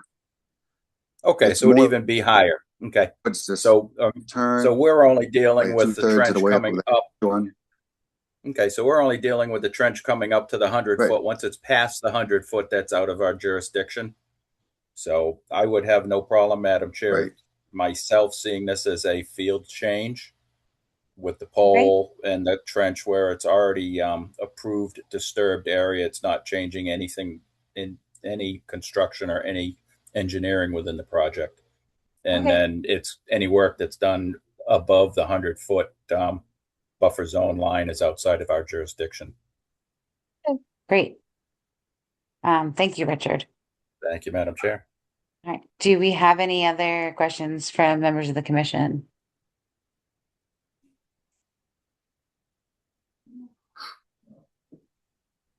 So, Richard, where this would be a field change, would we approve this or would we just have them update the plan? Oh, we would have to approve it as a field change, and then we would, technically, we're supposed to get the request for field change in writing prior Okay. to approval. If this is an emergency situation, then we have a letter from National Grid or Unitil or whoever's doing the electrical work that they need the approval forthwith. I would think that that would suffice, dealing with it. Okay. Within the 2 days of the agenda being posted. Okay. Mr. Pajari, do you know when they're planning on doing this work? They don't, they're waiting for approval from you, a letter Okay. of approval from you and a copy of the order of conditions. Okay, so do you not have your order of conditions yet? I do. Oh, okay. And I So actually you want the I updated did order of conditions? that to them as well. Right. I'm just waiting for the approval for the pole placement, so I can send that to them. Okay, so, Richard, we'd want them to write a letter for us to approve the field change. The National Grid, I'm Yeah. sorry. Is that, so because it's not an emergency, right? National Grid's waiting for us. So, okay. So would that be something we would do we would do at the next meeting? We get oh, Harlan, you have your hand raised.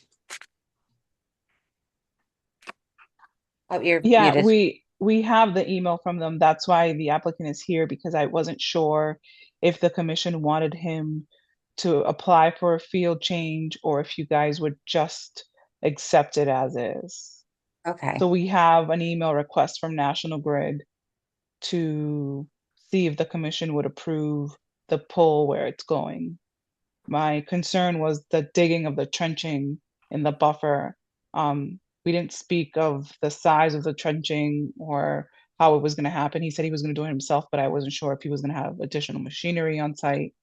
I didn't want to give him the go ahead without the commission being aware of what was happening. I appreciate that.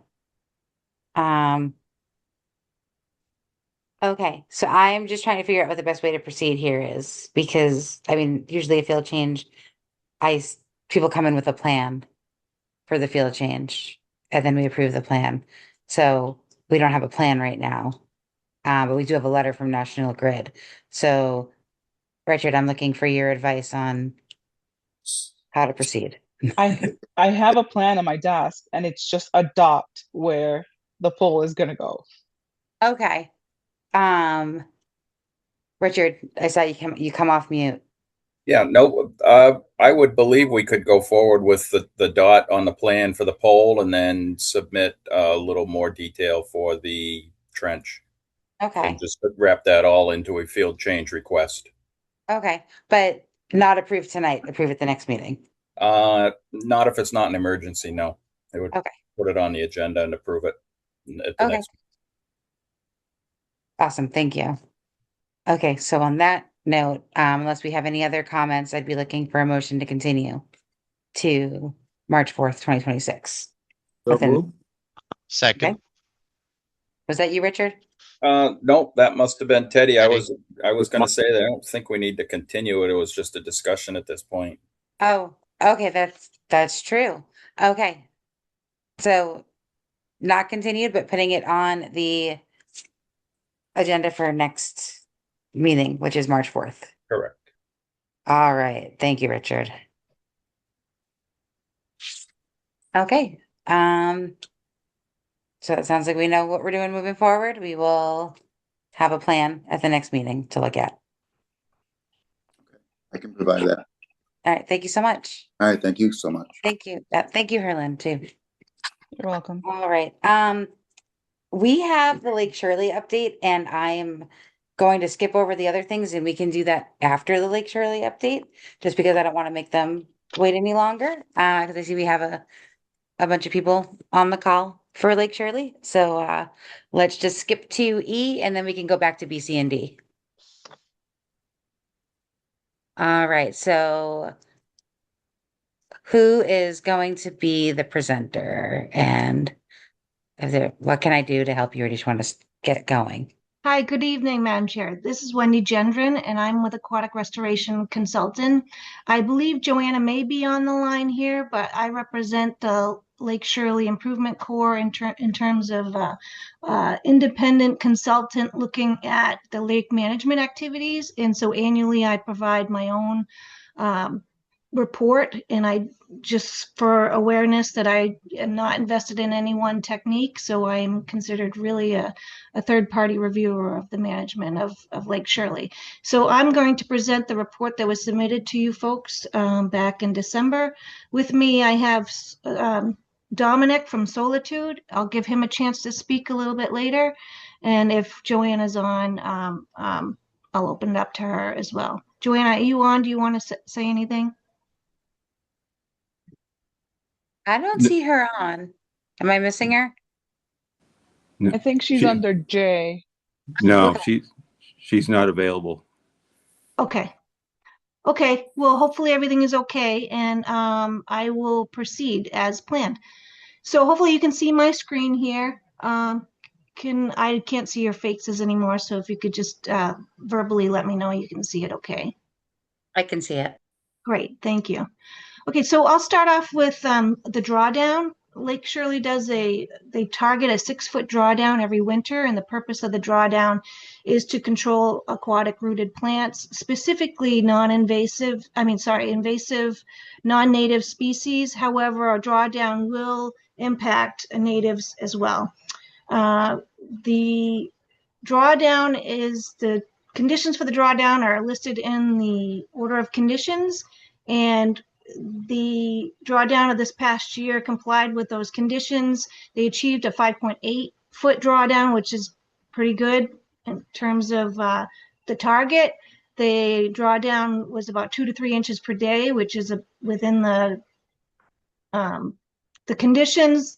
The max depth was achieved by November 1st, so the drawdown was essentially complete by December 1st as planned. The average depth through the winter period was 5.2 feet, so we didn't have any rain events that significantly reduced the drawdown. So this past winter, not this winter, but the past one, was very favorable in terms of the technique for drawdown and plant control. There were no fish kills reported during the drawdown period, and water was flowing over the spillway on March 25th before the April 1st deadline for refill. So that's all I really have to report on the drawdown. We still have that downstream gauge that's not working. The purpose of the downstream river gauge is to monitor the water flow outside coming out of the dam during refill. That has been inoperable for a couple of years, and I looked into it a little bit more this year and determined that the state, the Massachusetts Department or Division of Ecological Restoration, used to keep records of that gauge. So that gauge will need to be replaced, and it's not an easy task because it's not just about putting up a staff gauge, but you have to recalibrate that staff gauge to a variety of different flows. So we're going to be working on that for the next year or so. Before I move on, does anyone have any questions about the drawdown? I do not. Doesn't look like anyone else does. Thank you. So we also monitor, there's a volunteer that monitors the Secchi disc or the water clarity. And what you see here is the Secchi disc transparency for essentially every 2 weeks over the summer period. And they measure it in 3 different locations, in the North Basin, South Basin, and the Upper North Basin.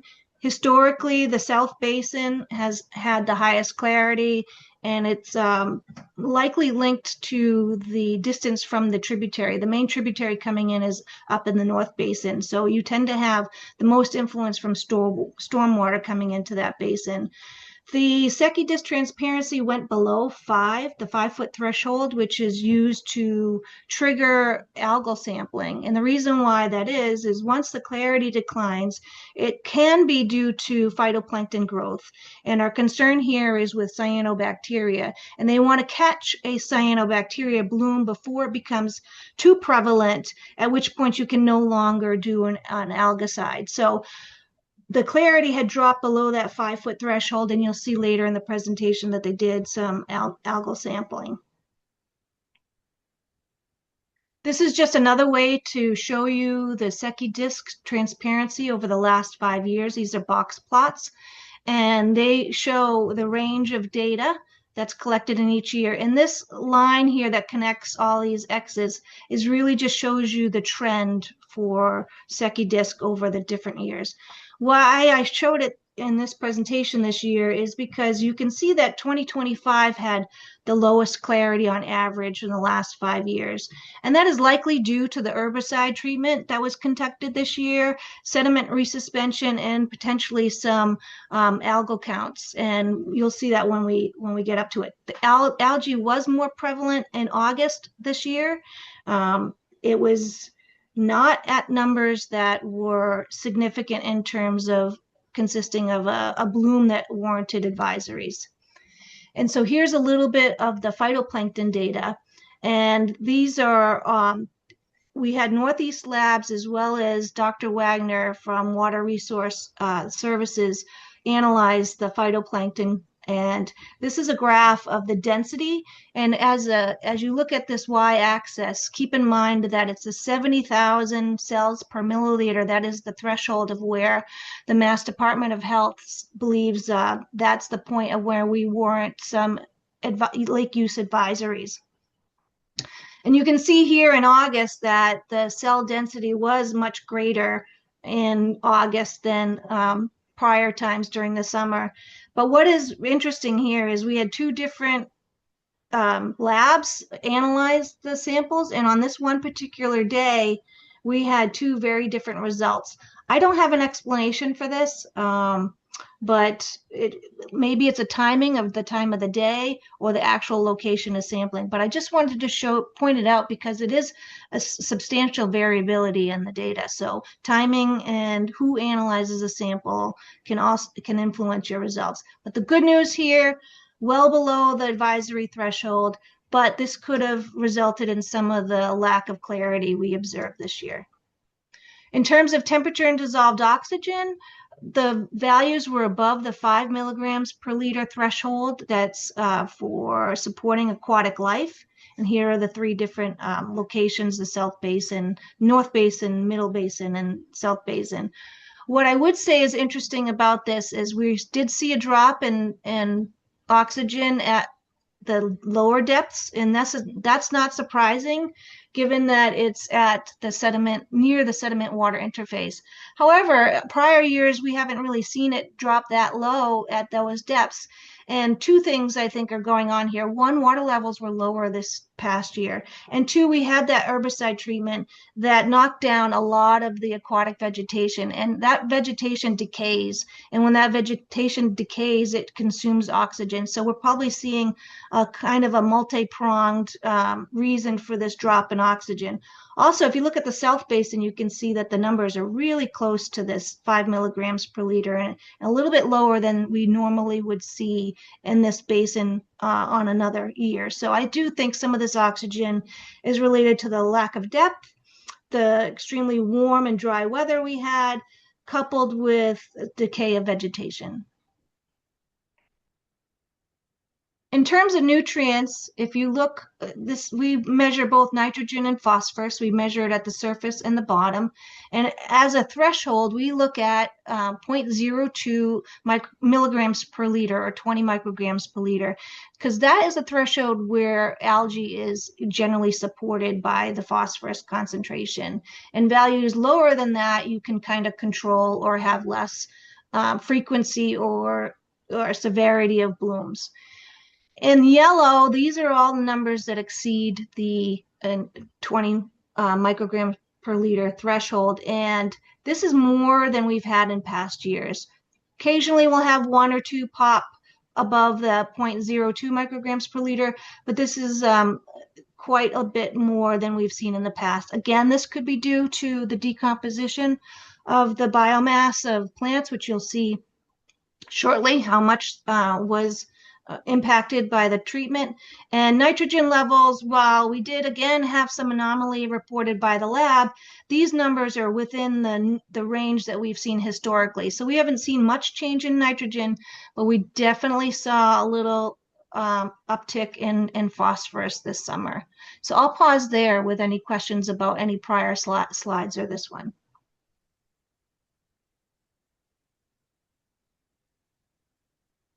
I do not have any questions. Does anyone else have questions? There's not.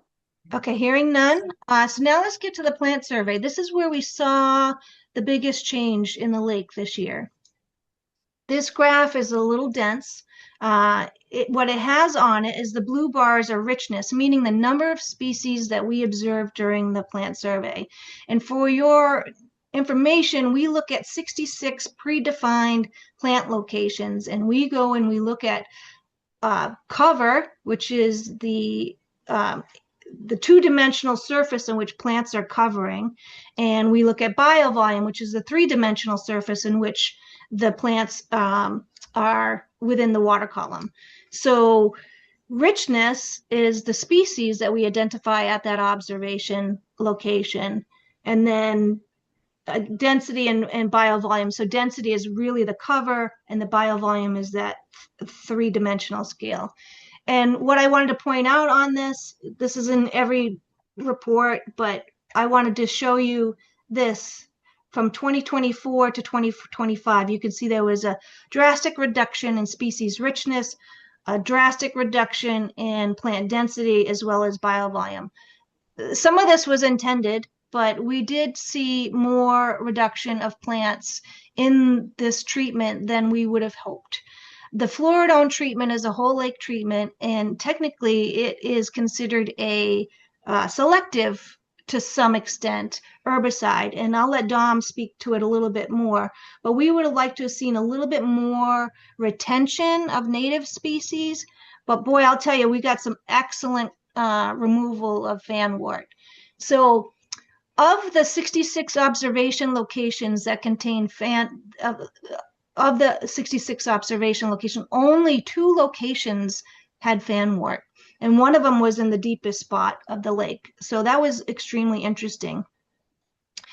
There was also the reduction, as I mentioned, of some native species. We did see an increase in algae, which is typical of following any disturbance. And so I'll explain this graph here, or this table.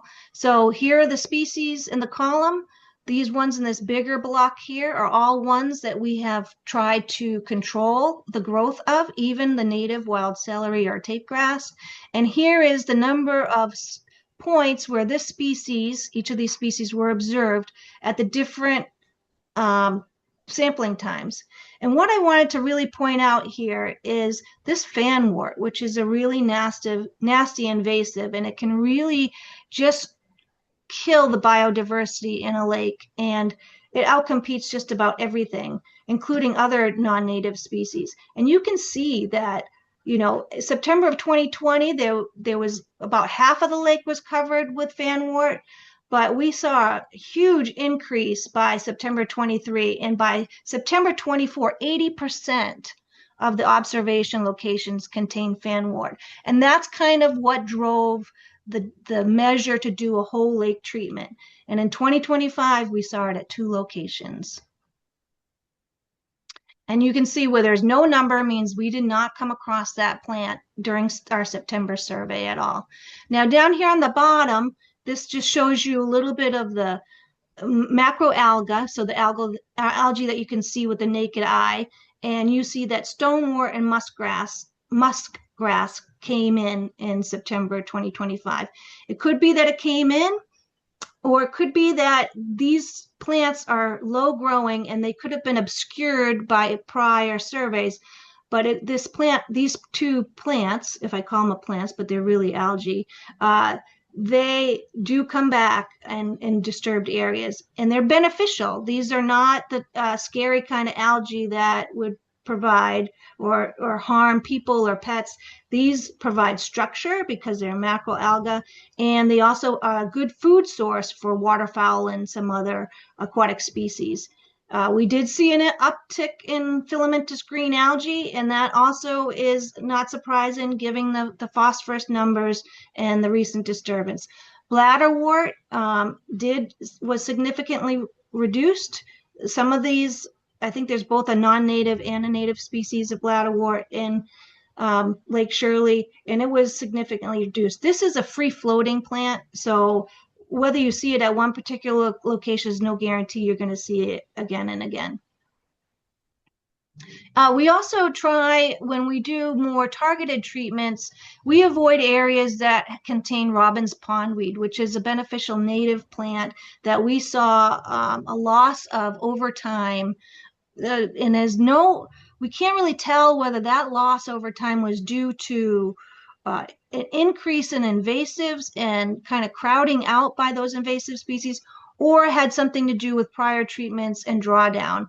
Looking at these numbers of how much of these invasive species have come in, I would not be surprised, or I wouldn't feel bad about concluding, or I'd feel confident, let's put it that way, of concluding that a lot of this is due to the insurgence of the non-native species. We did see Robbins pondweed at 2 locations, which is one more than we have seen in the past 4 years. This situation that we have may give Robbins pondweed a leg up, and it may actually increase because a lot of that habitat that was taken up by fanwort is now open for Robbins pondweed spread.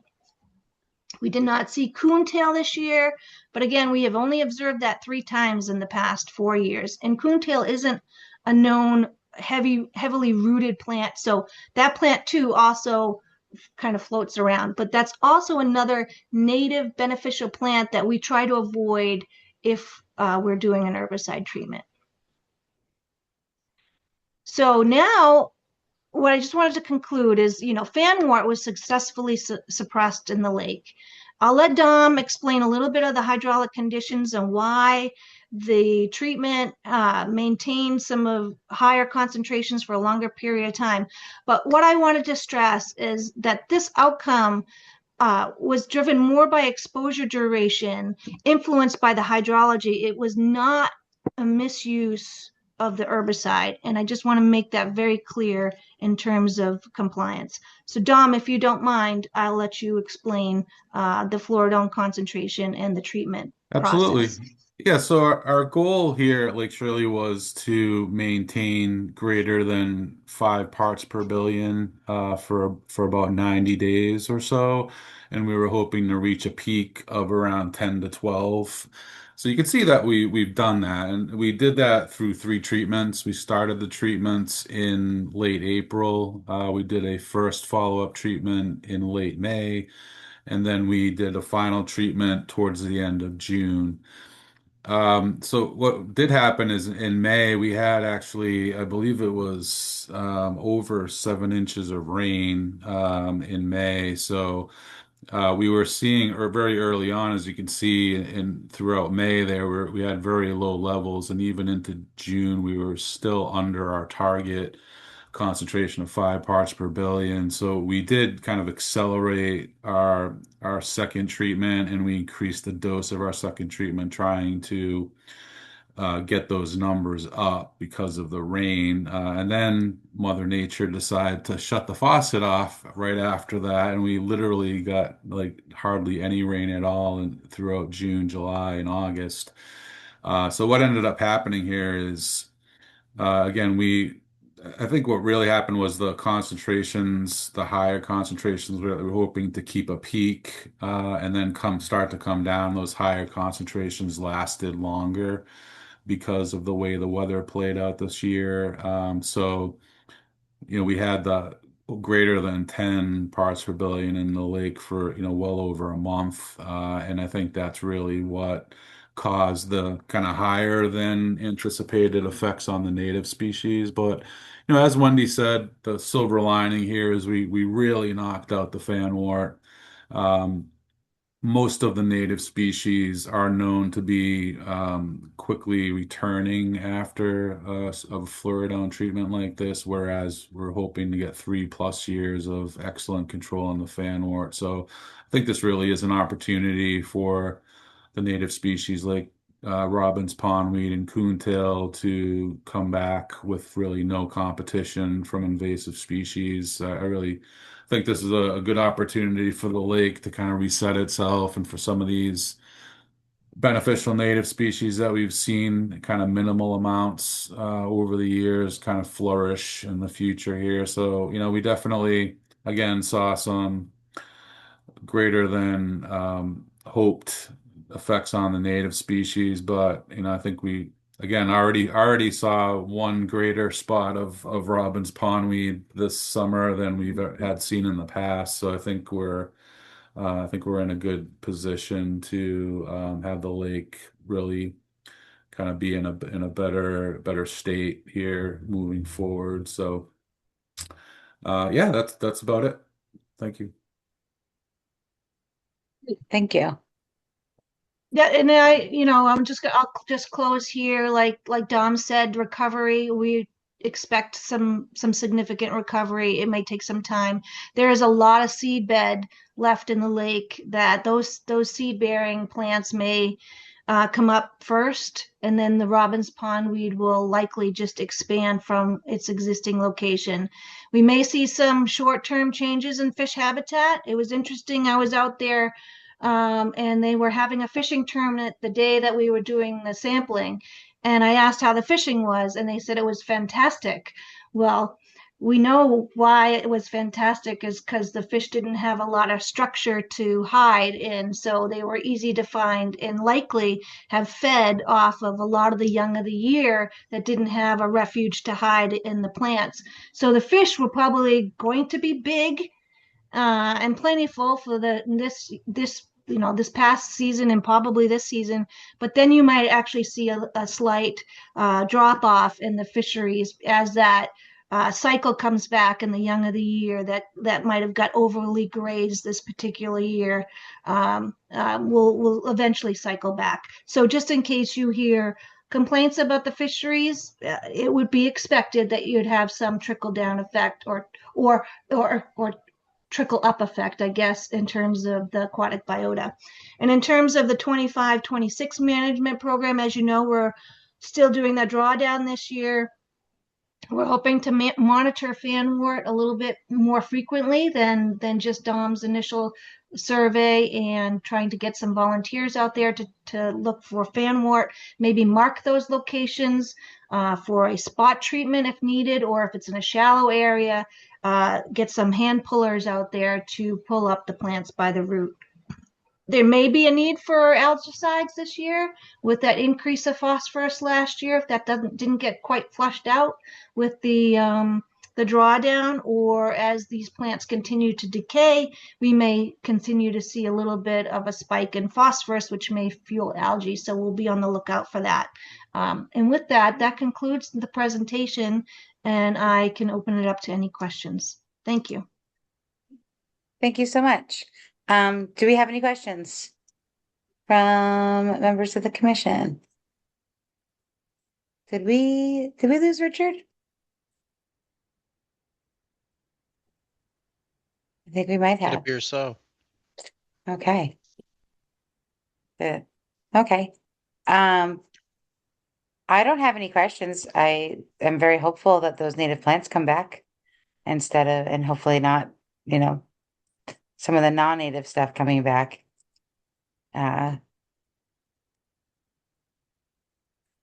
quiet commission. As do I, Madam Chair. I concur with your observations. Yeah. I guess I have a question just kind of out of left field. Do you have Yeah. any concern for any like PFAS being added into the water with any of these treatments? But yeah, the herbicides themselves don't contain any PFASs. The EPA and DEP are all reviewing these. I mean, for a lot of, at least for herbicide treatments, not only aquatic herbicide treatments, but across the industry, I think the containers tend to be the culprits. But I know that all of the herbicides themselves don't contain PFASs. So. Okay, thank you. Thank you, Teddy. When you did the whole lake treatment, how long do you shut the lake down for that? Oh yeah, really just I mean we typically just close the lake down for recreation on the days that we did the 3 different days that we did the treatments, and that was really extra precautionary, not required by the label, but we just had folks no swimming on the days of treatment, just again as an extra precaution, but that was it. Yeah, the irrigation restriction was probably the most comprehensive restriction. Folks around the lake weren't able to use the lake water for irrigation for most of the summer because obviously herbicide will affect people's lawns and stuff. So, Yeah. But, Okay. Do you have any other questions for members of the commission? All right, I guess it was a good presentation. Thank you. Great, Thank you for bumping us up. Yeah, Appreciate it. and thank you for coming. And we'll see you next year. Take care. Thank you. Have a good evening. Have a Thank good you. evening. All right. So going back to B, bylaw discussion, I don't think we have anything. We don't have any updates on that. Well, Herlin, I know did have an idea that she's working on about moving fees into proper places, right? Was that what it was, Harlan? I can't remember now. Yes. So currently, the fee schedule sits in the town charter and is governed by the town instead of conservation. So typically, That's what it was. huh? I said that's what it was. Yes. So typically, what other municipalities do is they change the verbiage in the town or city code, town charter, that reflects something like fees. Please refer to conservation bylaw for fee schedule. And then the Conservation Commission has jurisdiction over the changes to that. It doesn't have to go to town meeting or in other municipalities in front of city council. The commission as a whole can make those decisions and changes. And we were looking at that because the current fees are pretty outdated. Yes. That's one thing I definitely would love to get on pretty quickly now that we have someone in the office full time is working through that. Okay, yeah. So I think that's a great idea. And so as far as that goes, what would be our next steps on moving those fees? Would that have to go to town meeting to get that verbiage changed? Yes, it would have to. So I have to meet with legal and see what they would suggest typically. I'm not really sure how it works for towns. In municipalities that are bigger, you file a petition in front of city council to change the city code, and then it goes to different types of subcommittees. But here, I believe it would go to the select board, and then it would go to town meeting, and then their decision would be made, if I'm not mistaken. And then it Okay. would come back to us. Okay. All right, yeah, so we'll hope to get that going. Upcoming MAC convention.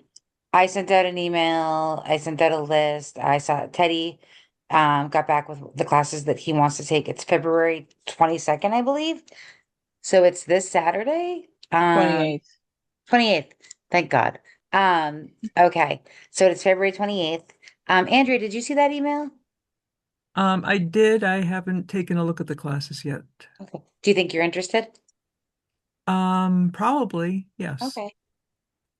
Which reminds me that we don't have any budget established for these classes. I thought we did.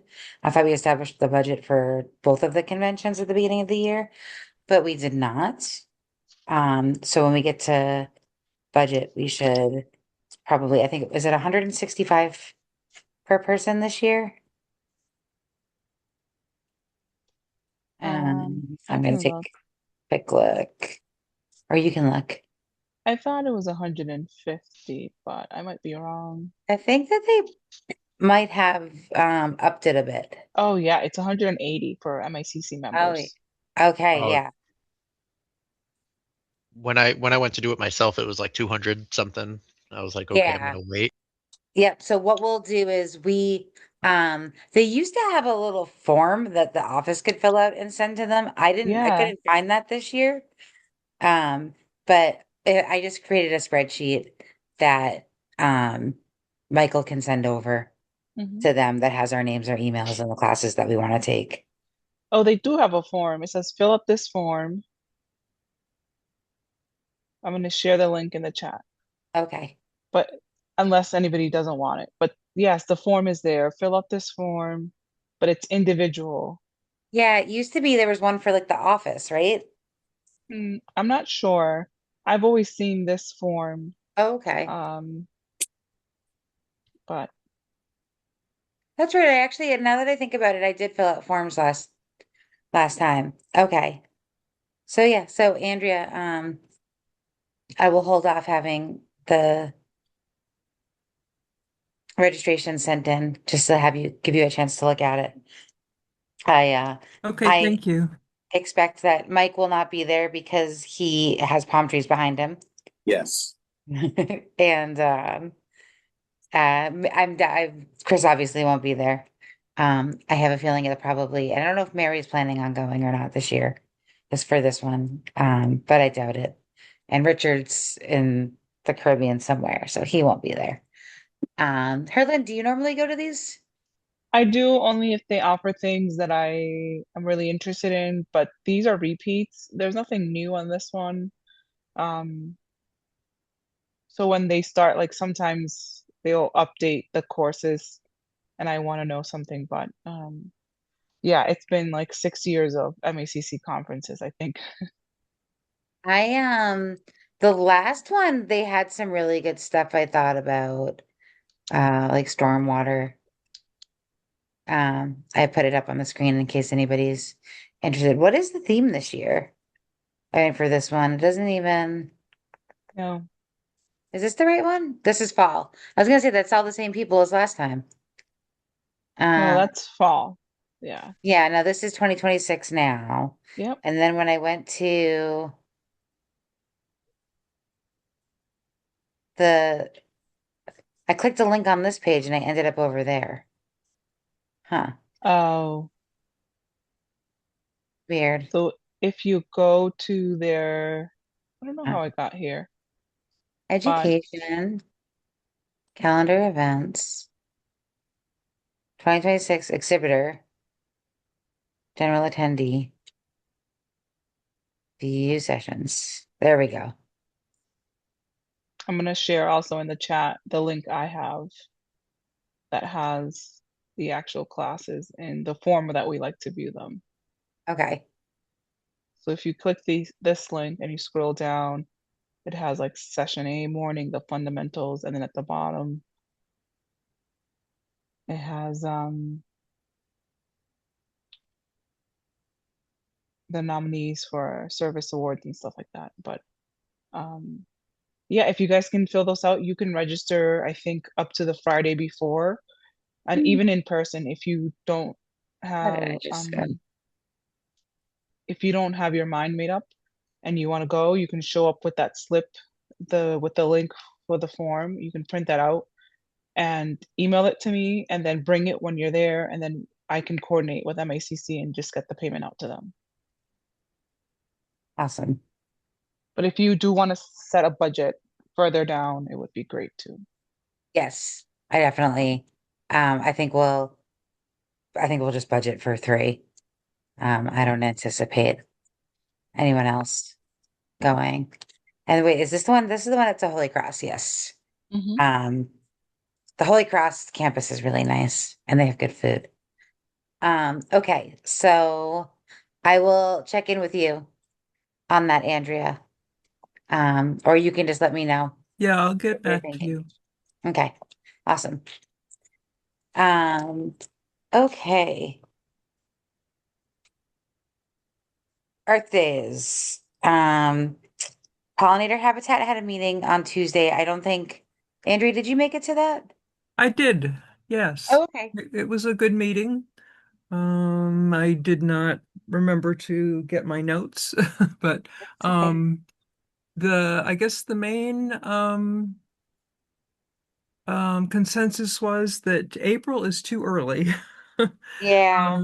The weather just doesn't quite work out, especially they were thinking with all the snow we have so far and not knowing if we know what more we might have, but they are kind of aiming at an event on Mother's Day in May. I think it's Okay. the second Sunday. Okay. So there was a lot of enthusiasm for that, and um, they're gonna, have another meeting, I think, next month. Okay. Great. I know I'm thinking that Earth Day in April, I like the way that we have snow. Earth Day is it's usually around April 22nd. It's we might want to be looking into closer to May anyway, because it's like spring break and stuff. Not spring break, April break. Teddy, you have your hand up. Yes, thank you. Yeah, I wasn't able to make that meeting, unfortunately, but during my Sierra Club meeting, just before this meeting,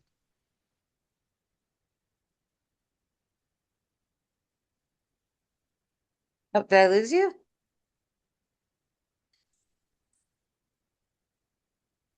He's not muted. His hand is still up. Hmm.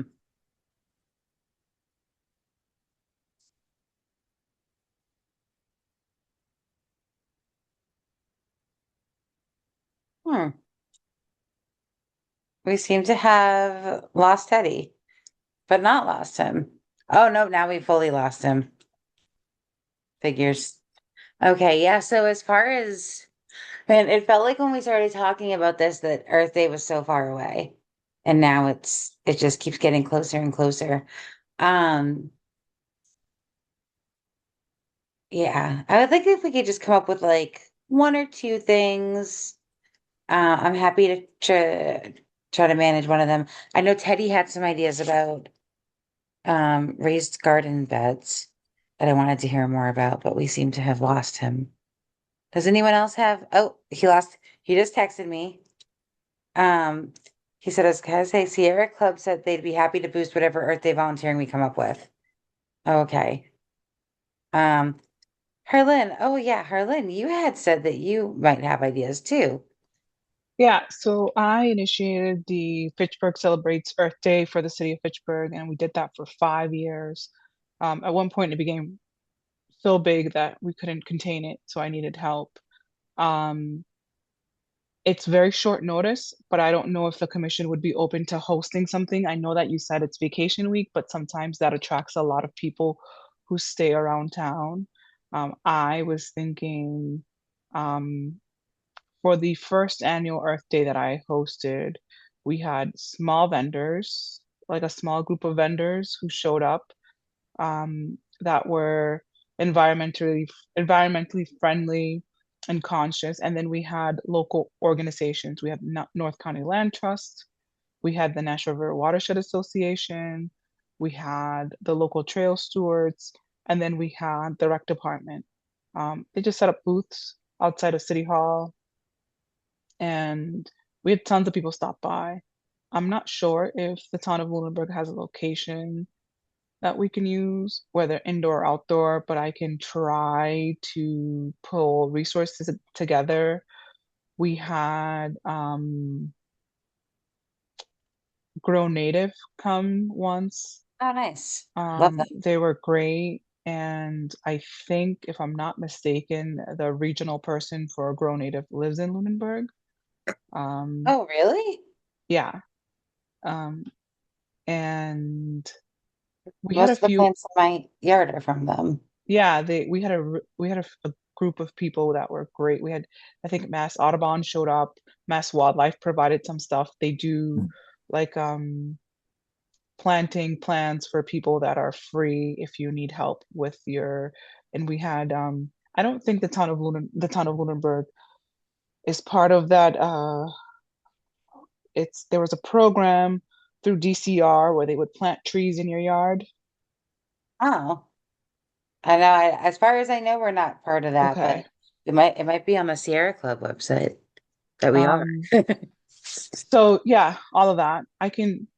It can be as small as we want it to be and as big as we would like it to be.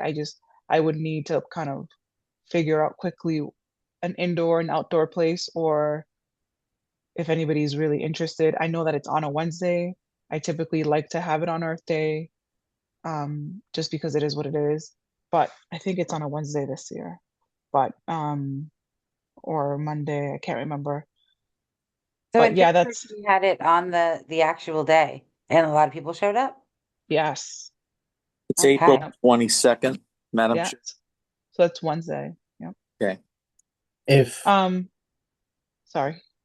if the weather is favorable, I wonder if we could have it at like Marshall Park or just outside, or even on like the green that the gazebo is Yeah. on in the center of town. That's what I was thinking, that green gazebo, and then I thought about parking. Where would people park? Then I thought of somebody said TCP. Am I correct? TC Passios? Yes. Okay. I've actually never Um, been there. and I don't know where that is. So, Is that but the school that's near the library? Yes. Okay. Where town meeting was. I was supposed to go to town meeting, but I got sick. I'll be at the school now.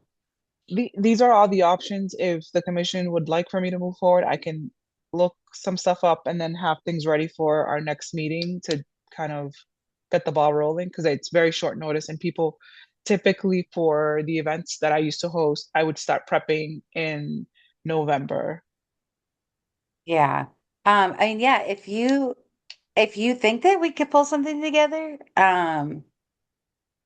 I think that would be very cool. But also, if you think it's too short of a notice, we could definitely do something like that next year and just try to maybe do a couple smaller things this year, like do like a trail maintenance day or something like that. Yeah, that's a great idea. Teddy has also some ideas. I know that maybe I don't know if he wanted to share or Yeah, sure. Well, first off, at my sorry, I disconnected. At no my worries, Sierra it Club happens. meeting, I was bringing this up, and they mentioned that they'd be happy to boost whatever Earth Day events or volunteering opportunities that we have. Um, and my ideas were generally just like cleaning up trash at the parks or cleaning up the Marshall Park in and of itself. My other like out of the box idea was perhaps like raffle off a small simple garden bed, because it would, I looked up what it would cost to build. It would be about like $65 per 4 foot by 4 foot by 1 foot garden bed. And we could get like the scouts or something to volunteer, or I could even build them if we couldn't get any volunteers. Yeah, so the only thing we have to figure out is if we can actually hold a raffle. I don't Right. know if we can. Or yeah. If it's free, you Because can host. I think if it's a free raffle, you can host it. okay, but is it are raffles free? You Oh, can. It okay. could be like show up and enter your name to this free. I Okay. don't, Okay. So yeah, so as long as we weren't like charging for raffle tickets. correct. Okay. So could we say like everybody who like helps clean up Marshall Park or whatever for an hour, or is that considered charging? Does it have to just not be any sort of? anything? Could it be labor or It could could it? be like suggested, right? Like, hey, like if you want to, you like anyone can enter their name in, but it's also like recommended that, or we're asking people they can volunteer I at this don't think you time. can do it in lieu of labor. I don't think you can phrase it as volunteer and be entered to a raffle. Okay, but we could say you don't, no, nothing required, but if you wanted to volunteer, you could. But you can but you can just write your name in anyways, even if you don't Yeah, volunteer. yeah. Um,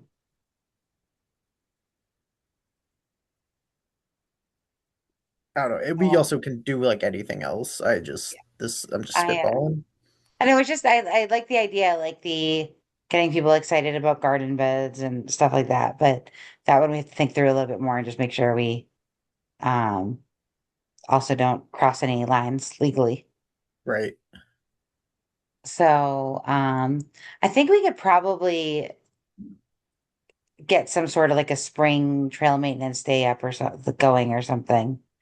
And then I don't know, Harlan, do you think it's kind of out of the realm of planning, like a real event for this April, but would you prefer to just maybe try to look for something for next April? No, I can definitely plan it for this April. Oh, okay. All right. I don't want to overwhelm you in your first month here. No, it's not gonna be big, but it'll be something. I think we should start off, even if it's small, because that's what happens. We start off small and then it just grows. Okay. Yeah. Um, and then yeah, I'm wondering if there's any way we can incorporate some sort of volunteer time into stuff just because for those grants that Mary and I wrote, um, a part of the matching is the in-kind volunteer hour donations. So it'd be good if we could maybe find something to get some in-kind volunteer hours, like a trail maintenance day, or I know the Boy Scouts were interested in helping build a kiosk for one of that wouldn't have to be Earth Day though. So if we come up with at least one thing that maybe has some just cleaning out the trails for the spring or something. Um, my brain is starting to turn off. Okay. So yeah, okay. Yeah, if you could do that, Harlan, that would be great. And then Mhm. I'm gonna try to think of something like and work with maybe Mary, or if anybody else has any ideas about probably the Lane property would be the best place to maybe do like a trail maintenance. So do like an Earth Day thing, a trail maintenance thing. Um, look into how we could go about a container thing. Container. Oh, the container garden. Oh, okay. Yeah. I Okay. wonder, excuse Yeah. me, I wonder if there'd be any business in town that would be interested in donating one or something like that. Like Mackie, maybe. Any of the garden centers. Or Lakeview. Uh-huh. I don't know. Do you know that Richard owns Lakeview? Yes. Okay. Did you know that Richard owns Lakeview, Teddy? I think I had an inkling that he was related to it somehow. I didn't know that he owned it. Yeah. So I don't think he would have any wood to donate. But maybe some vegetables or something. I don't know. Does Lakeview have vegetables in the? They have I seed don't know. packets and they have edibles during the beginning of the growing season. You They can have starter order plants. stuff too through them. Yeah. I say because I don't think I've ever seen like tomato plants or anything there. But that could be just because I'm not looking for them. Because Yeah, I they're haven't there. grown any tomatoes since I moved here. But I worked for Weston Nurseries for 9 years. Um, so we had lots and lots of vegetables, so I haven't noticed that at Lakeview. But in the spring I'm usually just looking for regular plants.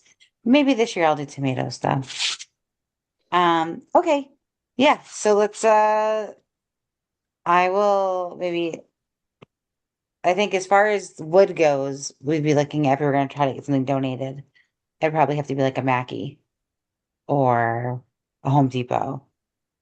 And then but we could try to maybe because we're thinking food, right, Teddy? Yes. Yes. So can talk to Richard. Madam Um, Chair, yes. you may want to consider Dick's. Oh yeah.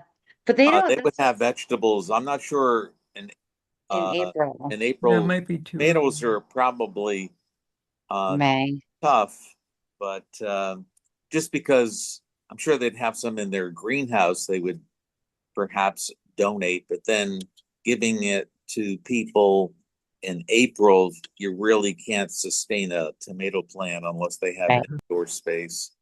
But Yeah. I'm sure they have other root vegetables that are probably more sustainable at that time of year. So that'd Okay. be a resource. Okay. Yeah. All right, cool. That's a very good point, Mike. All right. Okay. So I think that's all of the new business. Um, old business, conservation budget, MAC convention. So I think I'd be looking for it's 180. Is it 180 per person? Is that what it was? Yes, yes, So 540, I that's think. all right, 1836.54. So Mhm. that's 540. Yes. Okay, so I'd be looking for a motion. All right, would this come out? This would come out of timber rights, I would think. Where did we? You say Let me look. 180 times 4? 180 times 3. 3. 180 times 3. Oh, okay. Yeah. Um, 540. is my math wrong? The way I do math in 540. my head. No, I think yeah, I got it right. Let me.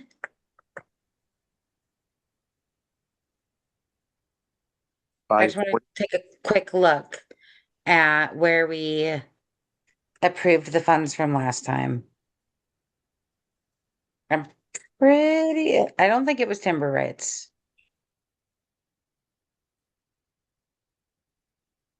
Oh, I just noticed that Joe Toll from PAC offered to live broadcast our meeting. Okay, I missed it. All right, so Michael budget.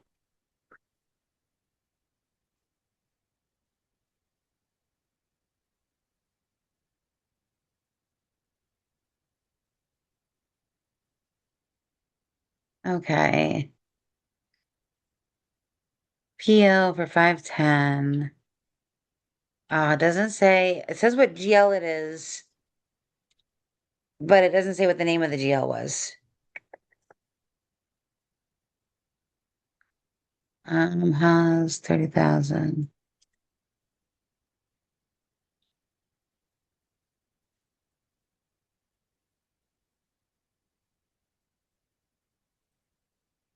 Mike, do you remember what budget we would have approved Mac out of by any chance? Let me look at my notes here.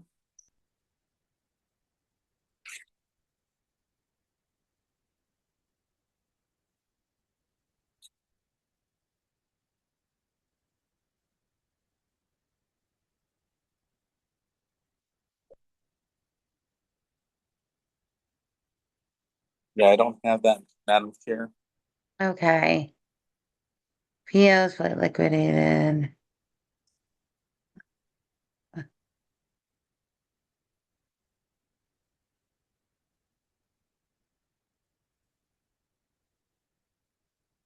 Authorization.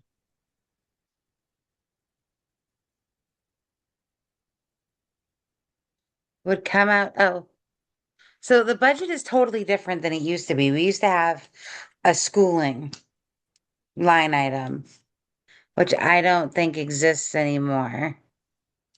Um, because now our budgets are all combined. Well, I know that the Hollis Road budget comes out of the Haas account, and you're saying it's not out of the timber account? I remember it coming out of timber rights. And it can't come out of WPA. I know that, right, Darlin? Um, For for MACC conferences? yeah. Yeah, I don't know. You're like the second or third person that tell me that, but under WPA, funds can be used for education. Oh, okay. So it's what I've always used for conferences are my Okay. WPA funds. Um, So we can I use, don't know what I the don't, budget for I don't know what the balance of our WPA budget last time fund I is. checked, it was like $4,000. That's it? Yes. Wow. I don't know. That seems like I don't want to touch it. That seems low? Does that Seems feel? very low, but we also, I think, so um the account that's funding that, the monies that are funding that are not high, right? It's just Yeah, fees very that small. are not, I think the town doesn't have, I think we already spoke about this and how Yes. there's proper fees are not being implemented. So yes, I think for a one-time run of $540 and then not use anything else. But if you want to appropriate funds from the previous account and then let Michael figure that out, that's another way to put it too. Okay. Yeah, I think let's do that because we used to do like a bigger budget for schooling and that covered the WPA, not the WPA, the MAC, book for everybody. And then also the two conferences, like for four people. And then also some classes. We like kind of, said maybe like 10 classes per year. And that would kind of cover everybody. But the things are different now because we're sharing a budget with the entire land use department in some places. So we don't do that line item anymore. So I'd say, yeah, maybe like a motion to approve $540 from the budget, from the fund that we previously used. And if that fund can't cover it, then use the WPA fund. Does that sound good to everybody? Yep. Okay, have a motion? So moved. Second. Okay, roll call vote. Andrea Burnett, Aye. Mike LaRouche, Aye. Teddy Doucette, Aye. and I for myself. Okay, the other thing that we need to actually do a um budget for is we got an invoice for the beaver deceivers maintenance for $783. We used, it says, looks like we've used them against conservation funds since 2024. As an annual charge, we should add this to the annual budget, so all the paperwork isn't submitted before, since one-time charge I'm fine with opening a PO. But I need to know where the funding will come from before I can do that. Which would ideally be where it came from last, which he did not put in. So I would say, um, approve. Why is my computer being stupid? Approve, I would say a motion to approve, to pay the invoice for $783 to come out of the fund that it previously came out of over the last 2 years. Which I'm guessing is timber rights. Cause that is the beaver deceiver. Oh, that cat. Let me see if I can find.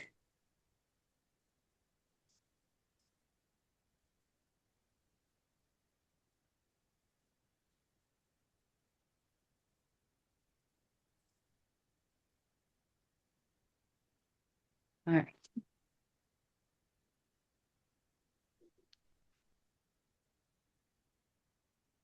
All right.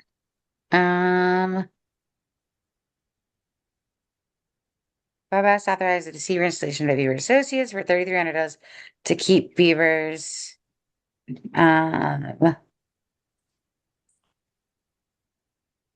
not bill, which was already authorized. And we did not say what the fund was.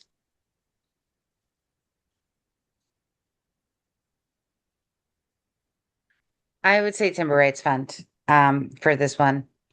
If I remember correctly, we used the Timber Rights Fund for this previously. So I'd be looking for a motion to approve invoice for $783 for the Beaver Solutions from the Timber Rights Fund. So moved. Second. All right, roll call vote. Andrea Burnett, Aye. Mike LaRouche, Aye. Eddie Doucette, Aye. and I for myself. We do not have any encroachment issues.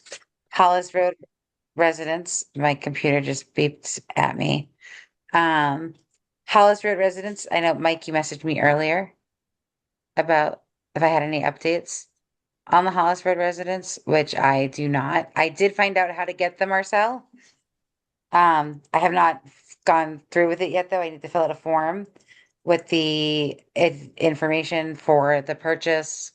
And then that gets sent to like a procurement office of some sort, and then they buy it. So I have the form. I just have to send it in. Who's buying it? It goes to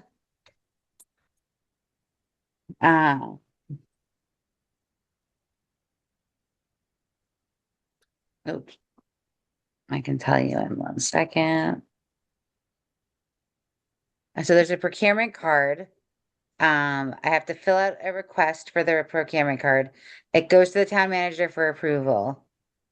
And then it goes to accounting and they purchase the item. Okay. So I will get that form filled out tomorrow. And then I also will stop by the property and check on it. It's definitely using heat though, because we're getting billed every month. Okay. And I've made a call to Chris Ruth just to get any activity from the former custodian, and he has not gotten any word. So as far as I know, there's been no activity on that part of Hollis Road. No, and I did text her because she had said that she wanted to get some stuff, Okay. but I have not heard back. That was like 2 weeks ago, too, I want to say. Okay. So I mean, anything that is there is still there. We have not disposed of anything.